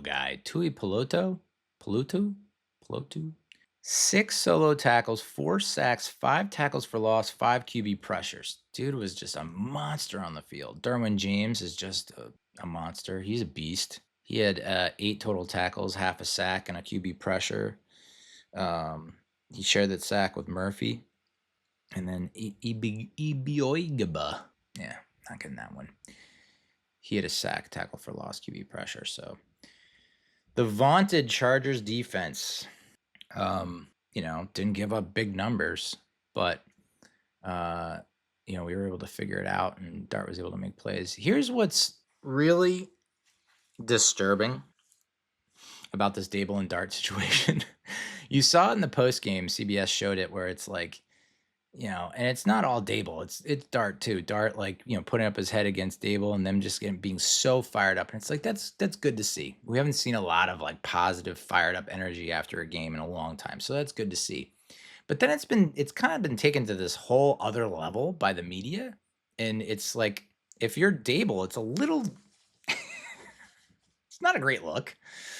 I know I just shit on, the organization being more concerned with optics, but this is just a weird look. This post from Connor Hughes on X is just outrageous. Jaxson Dart was among the few players remaining in the Giants locker room. You could tell he was sore. The way he moved from the far corner showers to his stall, how he now stood, collecting himself, those 6 sacks, 10 hits by the Chargers defense radiated over him. That's when Brian Daboll joined his quarterback. The two had already embraced each other on the field, but this was different. It was quieter now, less around. Daboll reached his hand out, grabbed the back of Dart's neck, and brought him close. They held each other. Daboll then walked away with a smile. This felt like the start of something. You know what it feels like the start of? It feels like the start of fucking porn. This feels like the start of a romance novel, dude. What the fuck? This takes bromance to a whole nother level. I mean, that is like softcore pornography right there. That is a romance novel through and through. Like that, and he gently inserted penetrate his creamy white thighs and his heaving breasts. That's fucking porn, and that creeps me out. I'm not anti-gay or nothing, but Jesus, you're a coach, you're a player. Let's pump the brakes a little bit. Good God, that was just, you could see, obviously Daboll's very thoroughly relieved that it's see, he can be see, he kind of did it last year. It was well, this is what happens when you get good quarterback play. And it's no, that's what happens when you play a shitty Colts defense who is just, didn't get off the plane. Talking about Drew Lock, so it's obvious he's oh, yeah, see what I'm saying? I made the right decision. I'm justified and vindicated for starting him. And it's just it's almost like he's acknowledging that, whatever, he's made the wrong decision, or he feels justified and vindicated. And it's to have that kind of emotional outburst. It's almost similar to Marvin Harrison Jr. Not exactly the same, but Marvin Harrison Jr. on Thursday night, just got off to an all-time horrific start in that game, was responsible for a pick, not running routes correctly, giving up on routes, dropping balls. It's kind of been the case for him through the first, 4 weeks of the season. It was not exactly a breakout last season. And then scores that touchdown, and he's on a knee and he's praying. It's he won not won the Super Bowl, but it felt like Plaxico Burress after he caught the game-winning touchdown against the Patriots in the Super Bowl, where it's he's on a knee and he's very emotional. Similar situation with Daboll, where it's he gets the win with the quarterback that he picked, quote unquote. And And it's just it's like, oof, you can really tell that it's had the weigh on him, this whole quarterback situation. So that's his offense. That's how much, we've been dying and craving to see an offense that actually can put points on the board and win a game. But a lot of credit has to go to the defense. So speaking of the defense, at Adam Schefter said before the game, Chargers quarterback Justin Herbert has gone 9 straight road starts without an interception. He can become the first quarterback in NFL history with 10 consecutive road games without a pick based on a minimum of 15 attempts in the game against the Giants. Spoiler, didn't happen. And that's because on the third drive, it ended in an interception by 3-time Pro Bowler Dexter Lawrence. He tipped the ball up to himself and returned it 37 yards the other way down to the Chargers 3. Oh, wanted him to get in the end zone so bad. He deserved it. He topped out at like more than 17 miles per hour, which is like so funny. And it was the second fastest speed he's ever clocked. I really thought he was going to get in. It was the first interception by a Giants defensive lineman since Nico Lalos recorded an INT versus the Bengals on November 29th, 2020, a win. It was the longest interception returned by a Giants defensive lineman since Justin Tuck recorded a 41-yard return at St. Louis against the Rams in September of 2008. Turnover led to a short field goal in the ensuing possession for a 10-0 lead with 13:47 left in the second quarter. It was Lawrence's first career INT. And so you got to work on that. That really sucks to be set up on the 3 and come away with 3. You gotta convert there. That's what good teams do. They punch it in. Drew Phillips also got a pick that set the Giants up in the red zone. It was his second INT in 3 games, returned at 56 yards to set up Theo Johnson's touchdown and Skattebo's ensuing 2-point conversion for an 8-point swing. That was huge. Again, doesn't make that pick. Who knows how the game turns out? Drew Phillips' 4 passes defended are the most by a Giants corner since James Bradbury IV recorded 4 at the Bears on September of 2020, the game that Saquon ironically tore his ACL and was done for the season. Phillips has 2 picks this year, making the first Giants since Bradbury in 2021 to record multiple interceptions in the first 4 weeks of the season. So Phillips, taking a lot of heat, being targeted like crazy in the first 4 weeks. Kind of up and down play. 4 passes defended is good to see. Is that going to deter other teams from targeting him? No. I think it's weird that we go into this game and it's like Flott is no longer your CB2. We're back to Banks. And then they said, Flott's going to move this slot. And then Drew Phillips is in the slot. So I don't know. Like Flott's playing the best he's ever played as a Giant, better than Banks, and we're going to put Banks back. I know the secondary has had their issues, but I don't know that Flott's really been the main cause of all that. If anything, Flott's playing the best of your secondary. So I don't know. Interesting decision. People are still out in Banks. Banks, they had him return kicks, and he really well on the first kick, not so much on the second kick. And it's like, I'm sure this is not going to come back to hurt us. And it's like, I think we're at the point with Banks where it's like, you're better off just returning kicks than playing corner. And, I think I mentioned that back in the week prior. Bobby Skinner noted, and I think most Giants fans noted, that the defense is comically bad on 2nd and 3rd and long. The one that stands out to me, the 3rd and 18, and you just let Herbert scramble for the first down. Like, I understand you're probably not going to dedicate a player to be a spy on Herbert. Fact of the matter is, the dude can still run. And when it's 3rd and 18, it's like no one can come up and make the stop. And on that play, guess who it is that doesn't play contain? I don't know if you can call it contain, but outside shoulder. When you are on the fringe, on the outside as a corner, you're responsible for the outside. And so when someone's blocking you, you take the outside shoulder. And Banks didn't. He took the inside shoulder. Herbert went outside, got the first down. So Deonte Banks, we're now in year 3 with Deonte Banks. Is he learning? Is he learning his lessons? Is he getting better? Is he improving? I think most people would agree, no, he's not. He's costing you a first down that ultimately could cost you a game. Rookie running back Omarion Hampton broke a 54-yard touchdown run, followed by the successful 2-point conversion, cut the deficit 21-18 with 1:27 left in the third. This is when I was like, I think most fans were just in the same boat. It's like, this is where it falls apart. We held on for 3 quarters, and now it's all going to unravel. And no, and that's in large part due to the pass rush. Before we get to the pass rush, our run defense still smells. I mean, I don't think anyone can argue with that. That's something, we knew coming into the season that the defense was going to get after on passing downs, and the pass rush would be there. We didn't really have much concern about that. We thought pass rush is going to be top 5 league wide, and they are. Our rush defense still is awful, and a lot of that might have to do with our poor tackling, just like inability to bring down Omarion Hampton. I mean, rumbling, stumbling, putting up like highlight reel material on us. Tyler Nubin took another poor angle on that long touchdown run. It's becoming a weekly issue with him. So that's something like, if you feel like he's going to be a long-term part of the defense, then you have to iron that out. That cannot be that can't be a detriment to the team. Maybe you can't get turnovers or force turnovers, can't take bad angles. I mean, that's one thing that's just like fundamental football. Doug Analytics said the Giants defense allowed 96 rushing yards over expected, the second worst mark in a game this season per Next Gen Stats.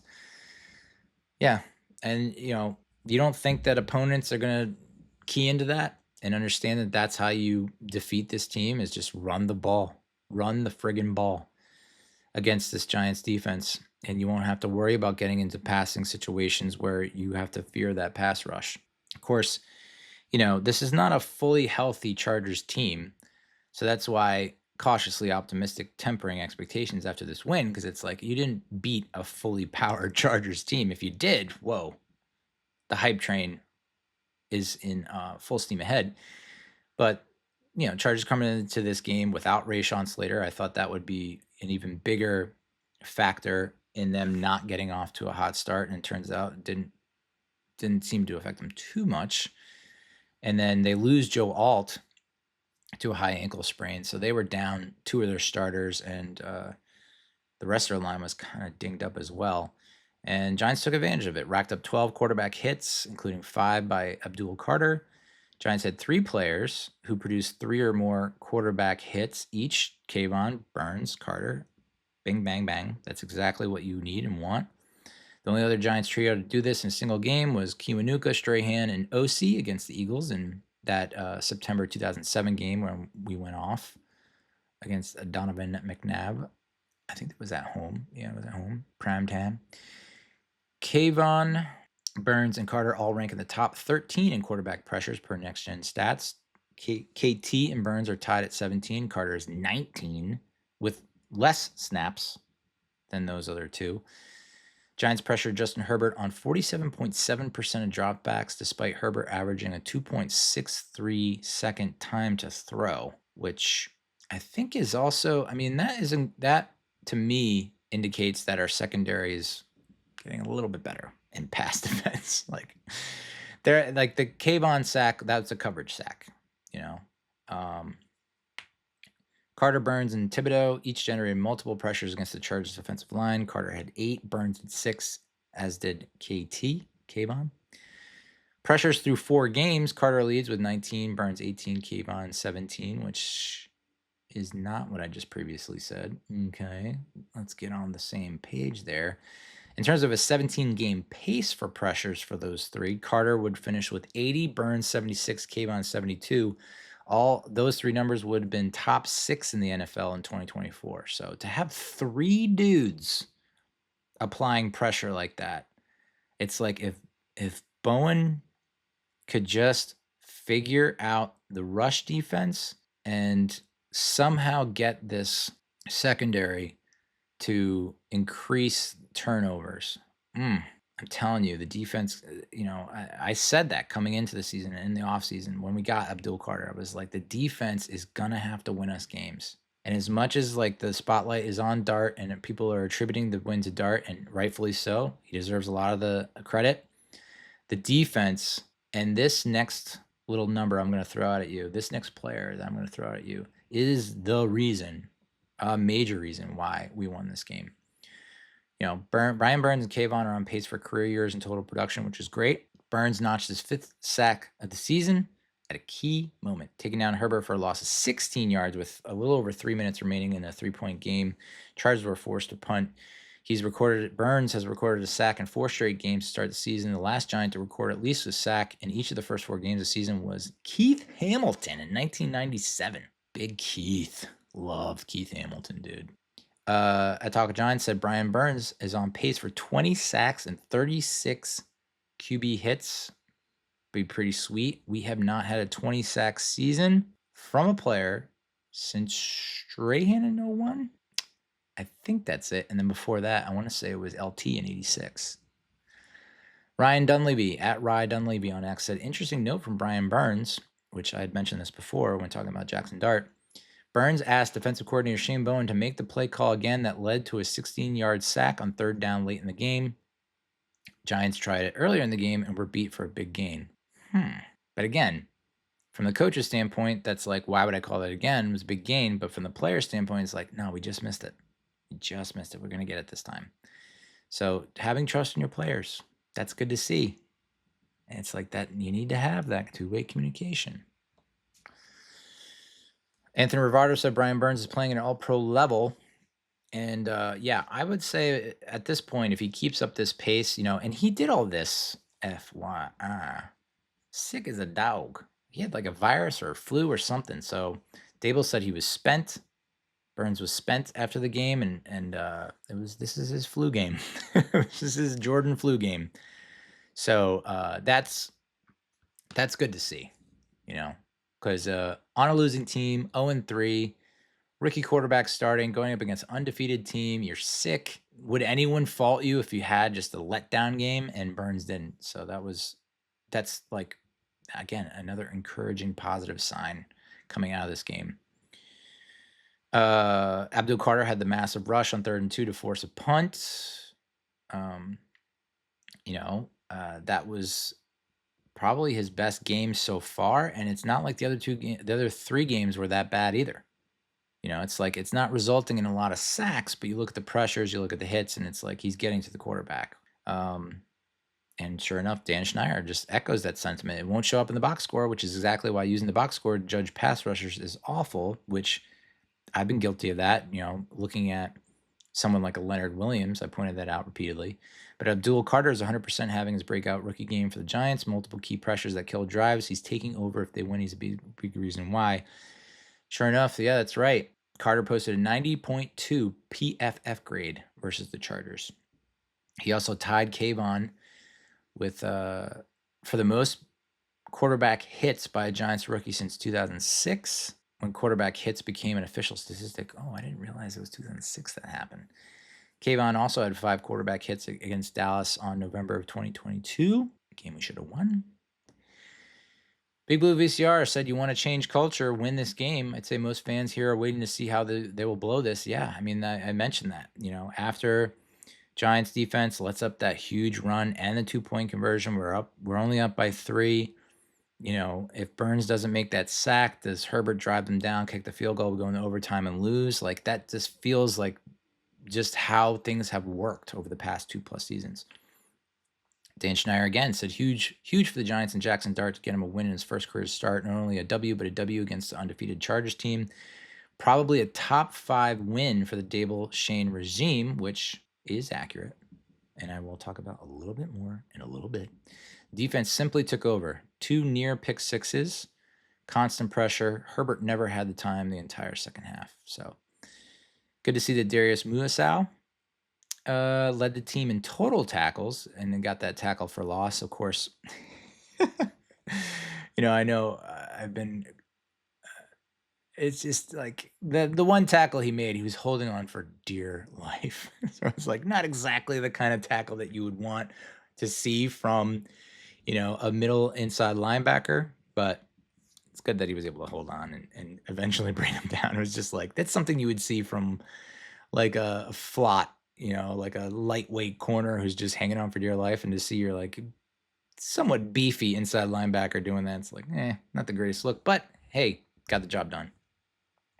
Speaking of flot, he had 5 solo tackles, and I thought he played a pretty good game. Brian Burns obviously had another great game. I still want to see more from Bobby Okereke. I'm just not seeing it like we were seeing it in 2023. Paulson Adebo, relatively okay game. Phillips, obviously a great game. Tibbs, good game as Abdul Carter. Dexter Lawrence, other than the pick, somewhat quiet game, at least from the stat sheet. Going to Dan Schneier's point, when you look at the stat sheet, it doesn't really pop off, but then you look at some of the clips that are coming out, and it's like he's getting double teamed. And the fact that he's beating double teams is a good sign because,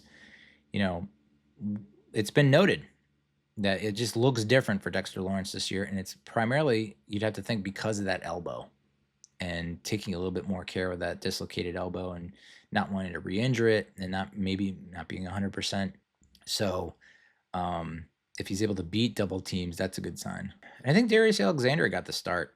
The 3rd-round draft pick got the start, and he got some pressure. I think that led to the Kayvon sack. So Herbert, not his best effort, 23 of 41, 203 yards, touch, and 2 picks. Hampton obviously went off, 12 carries, 128 yards, 10 yards a carry. Dear God.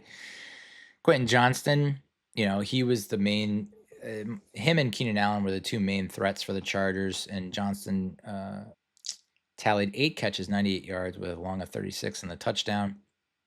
Keenan Allen, 5 catches, but only 37 yards, which that's key. Because when the Chargers are winning games, Allen is coming up with big explosive catches down the field. Rondé Gadsden, who I almost picked up in fantasy because George Kittle's hurt, finished with 2 catches, 16 yards. Ladd McConkey had a really awful game. He dropped a bunch of balls, so got some help from Ladd there. He only ended up with 1 catch for 11 yards. And my God, that dude Matlock for the Chargers. Whoa, dude. That's a big fullback. That's the biggest fullback I ever seen. And I'm wondering why they didn't use him more. It feels like they should have used him more, seeing how much success that the Chargers had in the run game. But that's the defense. Probably one of the better performances that we've seen under Shane Bowen, if not the best, ? I'd have to look into that a little bit more. But major reason why. If the defense can play like that, now again, banged up Chargers offensive line decimated, Ladd McConkey doing you favors, is that, going to happen against some of the teams that are more fully stocked and healthy and have more weapons or what have you? I don't know. That's going to be the issue, is like our schedule is not favorable in that sense, even though, the door was there, the opportunity was there, the window was open against the Chiefs and couldn't come through. So if we had played against the Chargers like we did if we played against the Chargers, play the Chiefs like we played against the Chargers defensively, I don't know if you win that game as our offense was just trash. But again, if you had Dart playing and the defensive performance we did against the Chargers, you probably come away with a near win there. So that's the defense. Special teams, Graham Gano moved to IR. We signed Younghoe Koo from the Falcons to the practice squad. He's a Ridgewood, New Jersey native, and he ends up losing the competition to Jude McAtamney. I cannot, fucking Irish, and I can't pronounce it. McAtamney, just unbelievable. And it's funny too, because like you had multiple national reporters like a Schefter reporting Younghoe Koo is going to make the start against the Giants. Like, no, I don't know where you're getting your information, dude, but no, he lost the competition to Mr. McAtamney, who is one of the best numbers for a kicker, 99. I mean, I personally thought that Abdul Carter should have took 99 and ran with it, because I don't know, 51 is just not hitting for me. And I'm trying to remind myself that it's a combination of 56 and 11. I'm trying to remind myself, okay, it's 11. So it's his number from college. It's also Phil Simms. It's also 56 LT, which he wanted. So I'm trying to remind myself 51, like make 51 a good number or a number that's memorable. And it just doesn't click. I just keep seeing Azeez Ojulari and Zach Diassi, former long snapper. But McAtamney became the first Irish-born player to score in a game since 1985. He made both of his field goal attempts from 31 and 22 yards. Yeah, so far so good. You're really hoping that he doesn't have to attempt a lot of long 50-yarders, because as much as we knocked Gano, he had been Mr. Automatic before he went through this stretch of injuries, and we haven't seen that from Jude yet. So that'll be the real test, and hopefully just don't get into those kind of positions. I think a lot of teams can just like the Cowboys and some of these other teams that have kickers that are just automatic from 50 and even 60 plus. They don't feel like they have to press like the Giants. It's just going to be a different issue for the rest of the season. So hopefully it doesn't come back to hurt us like it has the past 2 years. Jimmy Gillan. So we have an Irish kicker and a Scottish punter. That feels right. Jamie Gillan booted a 69-yard punt when he was pinned. I mean, the ball was on the one, and he had his heels on the back line. And I honestly blame the Chargers for not making a harder push to block that kick. I watched their front rush. They did not apply any kind of pressure. Like, they did not bring guys. The guys would pop the guy in front of him and immediately retreat. And I don't know what it is, but for me, it's like very clear. And like, if I'm the special teams coach, the ball's on the one, the other team is punting. I don't even know if I put anyone back. I would bring 11. I'm a certified crazy person, so take that for what it's worth. But okay, maybe you put a punt returner back. 10 guys need to be like on the line and raring to go and pushing and going all out to block that kick. But Gillan, 69-yard punt that flipped the field position in the third quarter. That was huge. It was his longest punt since 2023.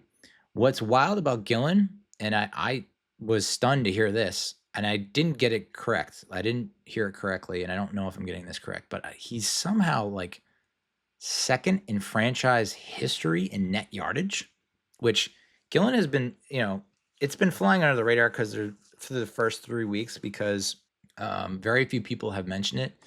But a lot of people have been critical of Jamie Gillan this year. I have not been critical of him. I haven't really seen any glaring, egregious errors from him.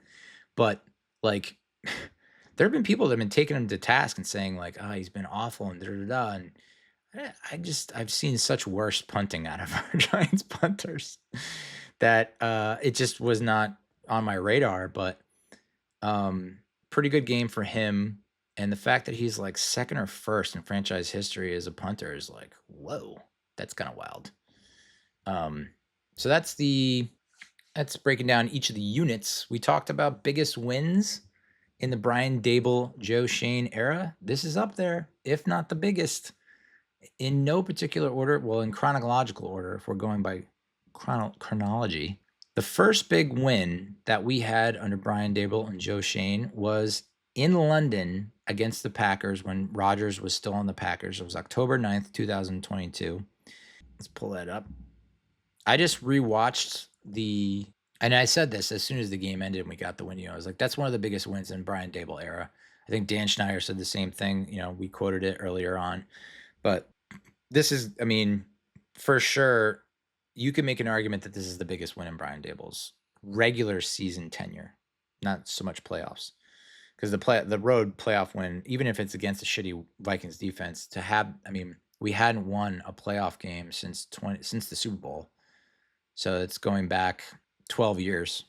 So that was big. But in terms of regular season wins and biggest upsets, we haven't had a lot of wins, and we haven't had a ton of upsets. But I would say that this win against the Chargers is number one. Because you have this game against the Packers in London. We beat them 27-22. We were both 3-1 going into that game. And I do not think we were definitely not favored in that game. We went down, I think it was 20-10 at halftime. and then we scored 2 touchdowns in the fourth to win that, and we had the big defensive stand at the end, which was huge. This is where at least I thought this was almost like a reincarnation of sorts for Daniel Jones, where it's like he didn't have his top receivers. Like Darius Slayton was playing and definitely came up with some big catches there. But other than Darius Slayton, Wan'Dale was hurt. I don't think you had Wan'Dale Robinson. I think you did have Daniel Bellinger, which was good. That was when we were actually using him. But other than those two in the receiving game, I mean, you had Saquon, but Saquon got hurt for a little bit in that game. Obviously, had the big play off that catch where he went for the big run, put a nasty move on a defender on that long catch and run. But yeah, it was 10-0 early in that game, and did not look good for us. That was when we had that crazy tight end reverse, which you have to know, like, if we ran that in 2025 or in any season other than 2022, it would not have worked. It was just like 2022 was just magical in a lot of ways, at least in that first half. It just felt like almost every button he was pushing was working, like the 2-point conversion against the Titans. This play where it's like, I think it was Jones tosses to, I want to say Barkley going one way, Barkley then tosses to Bellinger going the other way, and he scores. And I think he had the option to throw on that, which was crazy. So, yeah, down 20-10 at half, and then we get that field goal coming out of the half. We get the Gary Brightwell touchdown run to even it up at 20-20, and then Barkley with the go-ahead score. That was from the Wildcat. Again, another creative red zone play call.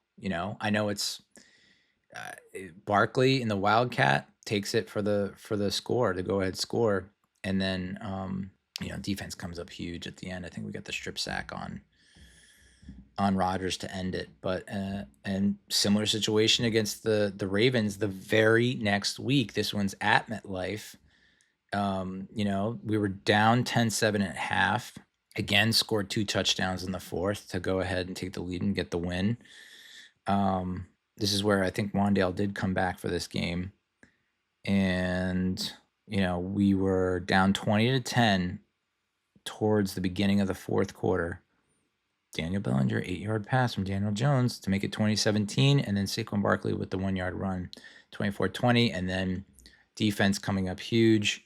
I want to say that Kayvon got a big sack or pressure that then forced Lamar to throw a pick to Julian Love to seal the game. It's funny sometimes. It's like it really comes down to a player or two sometimes. And how many games have there been over the last 2+ seasons where the defense does not make the play, the offense does not make the play that would have altered the outcome? It's like you just need to make the play. Obviously, the game plan is a huge part of it, not only going into the game, but also making the adjustments at halftime or in crucial clutch situations. There's definitely a part of that, but like Daniel Jones, 19-27, 173 yards, two touchdowns, 112 rating.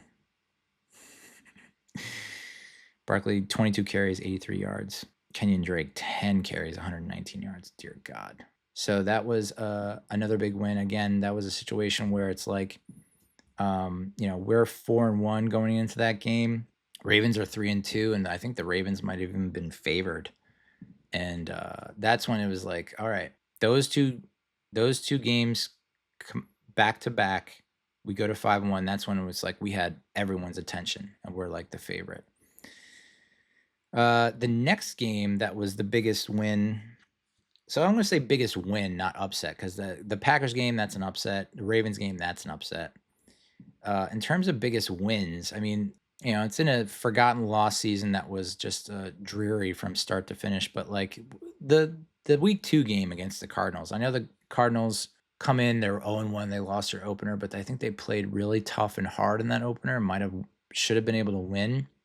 We got our asses blown out of the stratosphere in the home opener against the Cowboys, when it's like we lose Andrew Thomas and it's just like everything's gone to shit already and it's week 2, and we got down big. It was 20-0 at half, and just fought back in the second half. Jones 14-yard rush, Barkley 1-yard rush, Barkley 9-yard pass catch touchdown. Isaiah Hodgins to tie it up with 11-yard touchdown catch, and then Gano to win it with 19 seconds left.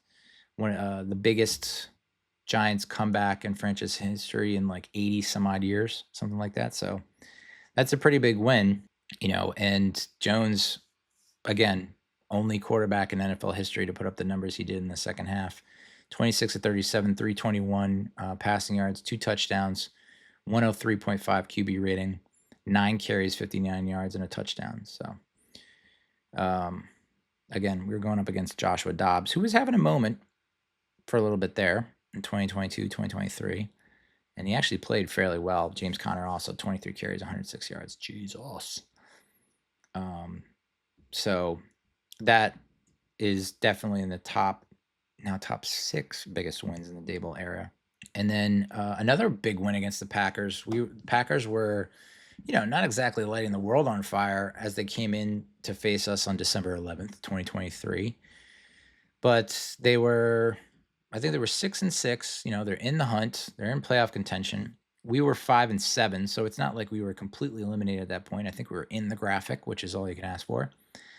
And we had Tommy DeVito starting at home in our legacy uniforms. This was on a Monday night, and it was back and forth the whole game. 10-7 at half. We went up 21-13 after an Isaiah Hodgins 8-yard touchdown catch from Tommy DeVito. And then the Packers come back and they go ahead 22-21. I was like, and this is how we're going to lose. I can't believe it. Barkley had that crucial fumble that gave the Packers life, and it was just like, fucking A, I can't believe we're going to lose. We had this game locked, and then fat Randy Bullock with 0 ticks on the clock takes it down, expiring game-winning field goal from 37 yards out. Tommy DeVito with just a clutch drive to get Bullock within range to set up the game-winning field goal, and we win 24-22. Just an all-around, Jordan Love, not his best performance, 25-39, 218, a touch and a pick, along with 2 sacks, 76.7 QB rating. Mostly held A.J. Dillon in check, and Tommy DeVito, pretty decent, 17-21 and 158 and a touch, 113.9 QB rating. Saquon had 20 carries for 86 yards and 2 touchdowns, but did have the fumble that he lost towards the end there. And then Wandale, 6 catches, 79 yards. So that I'm better now. I'll say that. I'm better now. I'm not as susceptible to getting hooked and baited and switched by this organization as I used to be. But after this win, I was feeling pretty good about myself and the team, and I thought, maybe DeVito does carry us into the playoffs to beat a Packers team like that. And I want to say that the Packers did go on, and looking back at like a lot of these bigger wins, like that 2022 win against the Packers in London, they finished 8-9 and just missed the playoffs. I think they had a chance to get in the playoffs if they beat the Lions at the end of that year. And the Lions, that's when the Lions really started to turn the corner as a franchise, and they went on a hell of a run in the second half of 2022. And this was kind of like Dan Campbell's coming out party, was ending the playoffs push for the Packers. And that was the last game that Rodgers played with the Packers. So they just missed the playoffs there. The Ravens in 2022, after we beat them, finished second in the North, AFC North, with a 10-7 record. Ended up losing in the wild card to the Bengals. And the Cardinals in 2023 I don't think they went on to do much. Yeah, 4-13, finished last in the NFC West. But this game against the Packers on Monday night in 2023, the Packers came in 6-6, ended up 9-8, second in the NFC, ended up winning in the wild card against the Cowboys in Dallas. That's when Jordan Love put on a fucking show. And that was a huge upset because if you remember, the Cowboys had like one of the best, if not the best, offense in the league in 2023. Dak had like an MVP level type season. And then the Packers ended up losing to the 49ers in San Francisco, but not by much, 24-21. So that ended up being a really good Packers team. We just I guess we caught them at a good time. And then the last biggest win before this big win against the Chargers in the Daboll era was that Seahawks game that I mentioned before on October 6, 2024. When we came in, we were 1-3. It was a week 5 contest. We were 1-3. Seahawks at the time were 3-1. We're playing in Seattle, which has been a house of horrors for us for a long time. Although you look at recent history, it's like 2020 we beat them, and now 2024 we beat them again. It's pretty much back and forth the whole game. Greg Joseph was our kicker.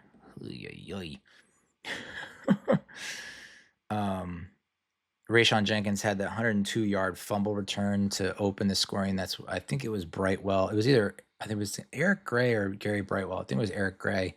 Had the touchdown, was going in at the goal line, fumbled, and then Jenkins takes it back all the way for the touchdown to 7-0.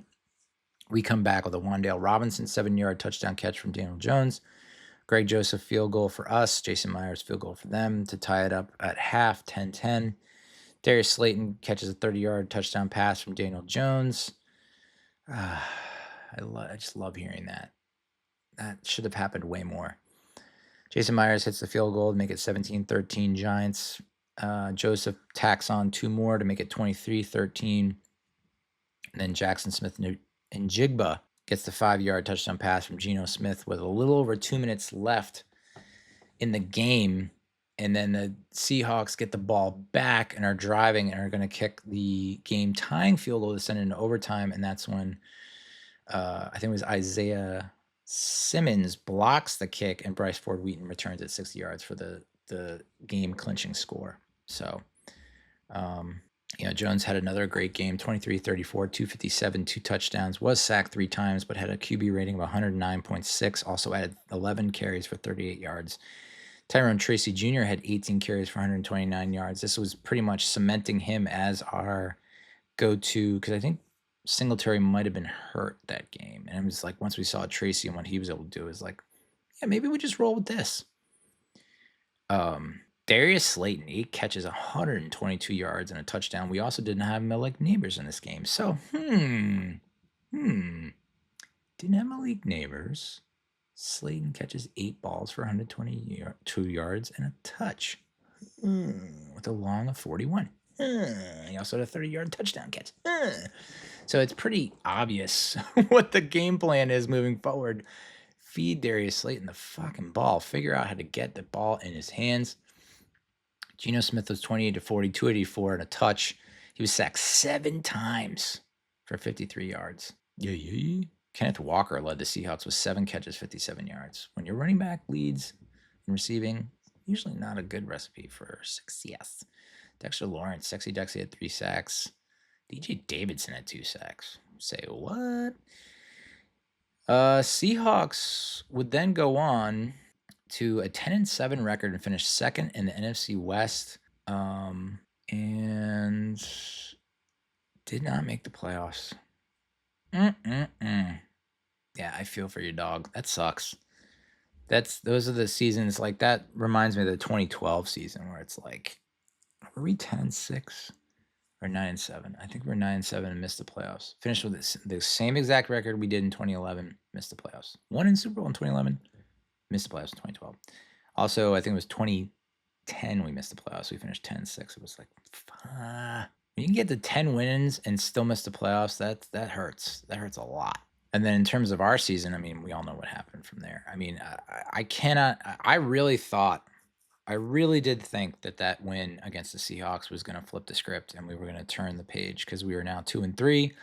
We had the Bengals coming into our home turf and then laid a dud against the Bengals, laid an even bigger dud against the Eagles. Had a chance to beat the Steelers in Pittsburgh on Monday night, blew that.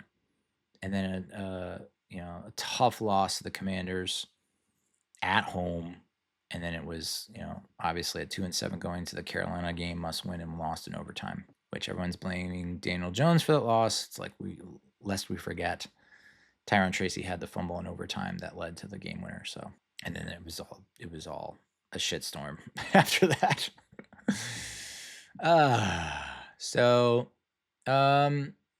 Am I willing to say this is the biggest win in the Daboll era? Yeah, dude. I think so. Just all things considered, rookie QB, who you selected to save your job, ultimately, for the most part, has saved your job thus far.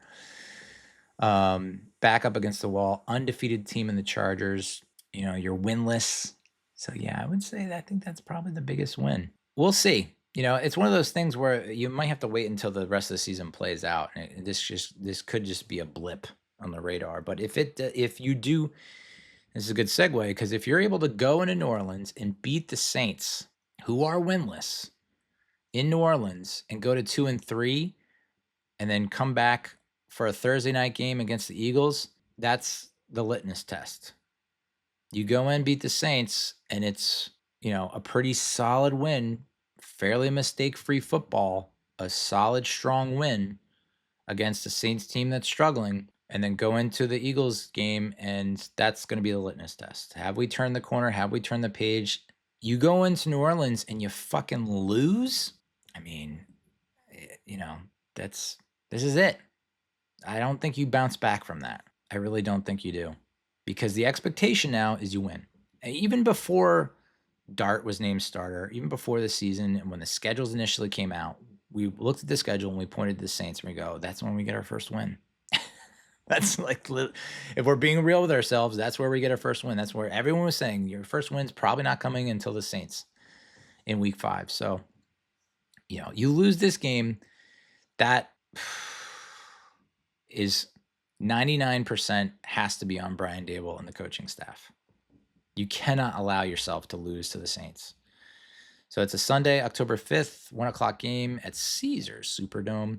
Giants are favored by 1.5, which is very unlikely for a road team. The over-under is 43.5.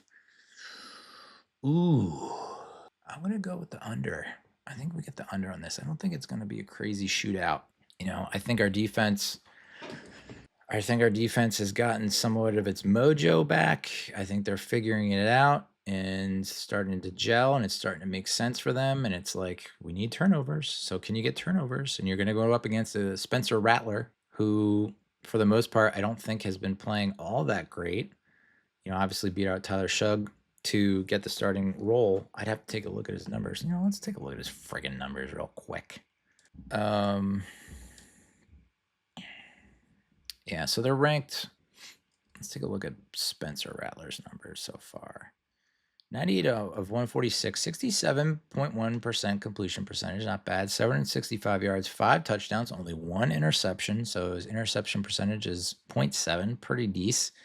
43.9 success percentage, passing success rate. 5.2 yards per attempt, 7.8 yards per completion. Not great. But his QB rating is 88.4, which is pretty decent. 57.5 QBR. Been sacked 9 times. 9 times. Obviously, a lot of the focus is going to be on Alvin Kamara, rightfully so. He has 65 carries, 256 yards, and a touchdown. 47.7 rushing success rate. Is averaging 16 carries and 64 yards per game. Not a ton of targets. 15 targets is a lot for a running back, but 13 catches, only 49 yards receiving, 3.8 yards per reception, which just is not like Alvin Kamara. So interesting. Juwan Johnson's had a little bit of a breakout as the tight end. He's actually their leader in receiving yards, which is crazy. Chris Olave leads the team in targets and receptions. And this was the big concern for the Saints coming into the season, was like they just don't have a lot of receiving threats, and they need their current receivers to step up, and it doesn't seem to have been the issue. So it's really, I think most of the focus will be on Kamara and Johnson, and then you have to feel confident in your secondary to keep the wraps on Olave and Rashid Shaheed. Yeah, I would take the Giants on this for sure. Money line. Probably going to be an under. Last 5 matchups, obviously we had that absolutely disgusting display of football last December 8th, 2024, when we lost by 3. That's when we knocked Derek Carr out of the game. Effectively, I guess, ended his career. Dude retired after that, and we still lost after he came out of the game, 14-11. I think we missed a couple field goals, I think, or we missed a field goal at the end of the game to tie it up and send it in overtime. It was just like we were all numb at that point. Previous game was actually the game after the Monday night upset against the Packers when, I think just speaking personally, I was like all in. I was like, I don't know how Daboll's doing it. I don't know how this offense and this defense is doing it. I don't know how this team is doing it, but we are somehow in the hunt after such a horrendous start to the season, losing Andrew Thomas. I think we lost Saquon for a little bit there. Daniel was banged up. Tyrod Taylor got hurt. We're down to our third quarterback, and yet we're still there. 5-8, I think we were going into that game. We might have been 6-7, 5-8, something like that. We're in the hunt, and it's like we beat the Saints. Whoa, look out! It just felt like maybe we're getting some momentum here and turning it on. And then we got fucking hammered against the Saints. The Saints were just openly mocking Tommy DeVito every time he sacked him. I think he got sacked like multiple times, 5-6 times. That's when I think Gano was hurt. Gillan was kicking field goals. It was just, ugh. That was officially the end of our 2023 season, which sucks because you come out of that with a win. It really sucks because you come out of that with a win. We were 5-8 going into that game. You come out of it with a win. You go 6-8, and then you go into Philly, and you could have won that game, and you should have won the Rams game. So hot damn, we almost went on a fucking run because after we got blown out by the Cowboys in mid-ish November, 49-17, it was just a debacle. DeVito rattles off a big win against the Commanders in Washington. An ugly win against the Patriots where we probably should not have won. Patriots missed that field goal at the end, easy field goal at the end. And then you upset the Packers, 5-8, you go on a little run, and then to just have a complete dud against the Saints. Woof. That was tough. And then he came out and was not playing well against Philly, and that's when we went back to Tyrod and almost won that game. Should have won the Rams game. So you're looking at, if we went on a run there, 5-8, 6-8, 7-8, 8-8, and then we beat the Eagles in the final game, we would have gone 9-8. I still don't think it's good enough to make the playoffs, but it's fun. It's fun to think. Fiction can be fun. We won the October 2021 game against the Saints. If you remember, that was another example of holy shit. We got off to kind of a not great start in 2021, but it was like that was the one game where we had like everyone healthy. Kenny Golladay was catching balls and making plays. Kadarius Toney was catching and making plays. Darius Slayton making plays. Saquon Barkley making plays. And it was like, if this is our offense, everyone stays healthy, and this is our offense for the rest of the year, we're going to make some waves because we were putting up some monster numbers in that game. Came back. We were down big and won 27-21. And again, went to shit after that. September 2018. That was like the beginning of the end for Eli Manning and the Giants offense. We got off to such a bad start offensively in that season, and we got trounced at home 33-18 there. And then the September 2016 game when we won 16-13, I think Janoris Jenkins had that block kick return for a touchdown. That was pretty iffy. Victor Cruz had that big catch down the sideline, I think. So the Giants lead the all-time series 17-16. You think you would get a win here. And it's like, if this truly is the dawn of a new era, this is the Dart of a new era. It's the Dart era. Like, if Dart really is the savior that Daboll thinks he is, can't lose this game. You lose this game, and it's just like right back to square one, and it's like you are heading right towards the unemployment line. And let me tell you, some people say it's fun employment. It has not been fun being unemployed for 14 months. It's been devastating to my psyche. So, I'm sure he's doing better than I am, and will handle it better with his millions of dollars. left on his contract, which we're still paying Joe Judge. And people are using that as an excuse not to move on from Brian Daboll and Joe Shane. We're like, well, you still have to pay them. It's like, okay. All right. So money, money, money. But I mean, this is it, right? This is the turning point. My God, you come out, you beat the Saints, and then you come out Thursday at home against the Eagles. Huge at-home game against the Eagles. You escape New Orleans without any big-time major injuries. You put on a solid performance. I'm not saying you have to do it has to be a blowout, but you just have to do a solid performance, fairly mistake-free football. Defense comes up, makes a play. Offense makes a play. Red zone is better. Third down's better. Stadium is going to be like, what a fucking swing we've gone through in just 7 days. Because looking ahead with knowing Russell Wilson's the starter, we just lost to the Chiefs at home, probably going to lose to the Chargers, might not beat the Saints, and then have a home game against the Eagles where you had to think it's going to be all Eagles fans because we're winless. Now you go from that to we're on a 2-win. I know you're not supposed to. As fans, we can look ahead. Players, coaches, don't look ahead. Fans, we're looking ahead. You go into that game against the Eagles on Thursday night, 2-3, 2-game win streak, feeling good about yourself. Eagles are, undefeated, but like people are saying are vulnerable or not playing up to their potential, missing opportunities, not quite hitting on all cylinders. Maybe you catch them and you go on a 2-game win streak. You go in there 2-3. New starting quarterback, infused with energy, defense looking good.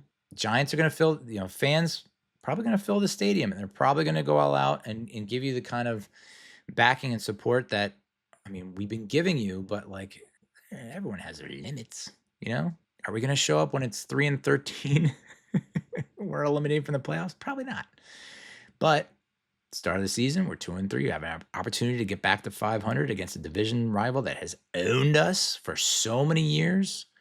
My God, you want to get this team believing and the fan base believing and the league and just the whole landscape shift. Beat the Saints, beat the Eagles. And okay, maybe you have a letdown game against the Broncos in Denver.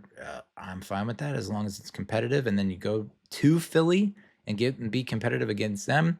I think even if you drop those 2 games and you're 3-5 coming home against a 49ers team that just lost to the Jaguars and has had injury issues of their own, you can get back on the winning side of things. And then you go to Chicago, and the Chicago's like kind of still figuring things out. Ben Johnson, they got a huge win against the Raiders, but like they're not exactly like, steamrolling opponents. And then you have to deal with the Packers, who just tied the Cowboys. So they're it's not as doom and gloom as it was when Russell Wilson was the starter and we were 0-3. You come out with Dart as the starter. We're 1-3, looking at 2-3, and a possibility. Odds are, no, we don't beat the Eagles at home. What? We haven't beat them in forever. But my God, you beat them, you go 3-3, and it's like you're starting to feel a lot better about the season, and maybe Brian Daboll's job is safe. But you come out and drop a game to the Saints, I don't see how you come back and beat the Eagles. As much as a lot of people are looking past it, it's huge. Gotta win. And that's the episode. So, thank you for listening. Thank you for watching. I have, and you might say, well, Jesus, Neal, you were pretty fired up and angry for this recap. It's a win, guy. Gotta feel good. Well, I'm also a Mets fan. So, I have to deal with the fact that the Mets had just one of the worst collapses in franchise history, over the course of 3 months. So, it's like everyone kind of saw it coming. It was a slow motion car crash, as most people are calling it. And so I have to do a recap of not just September, but the entire season and like what went wrong for the Metros, having one of the largest payrolls in Major League Baseball and getting caught by a team that, I have some stats on the Reds that's just like real eye openers. So that's coming up next. And then, yes, the Superman movie review. I've done a lot of research on that bad boy. It is in the works. It is coming. When is the question? Hopefully this week. If not this week, early next week. So stay tuned for that. And life recaps. Oh boy, I don't know, dude. Life's been kind of not great. Only so much you can do when there's no income. So might have to bundle that into one quick catch-up episode and save a lot of the other stuff for some other times. But that's it for this. I'll talk to you next time. Adios, muchachos.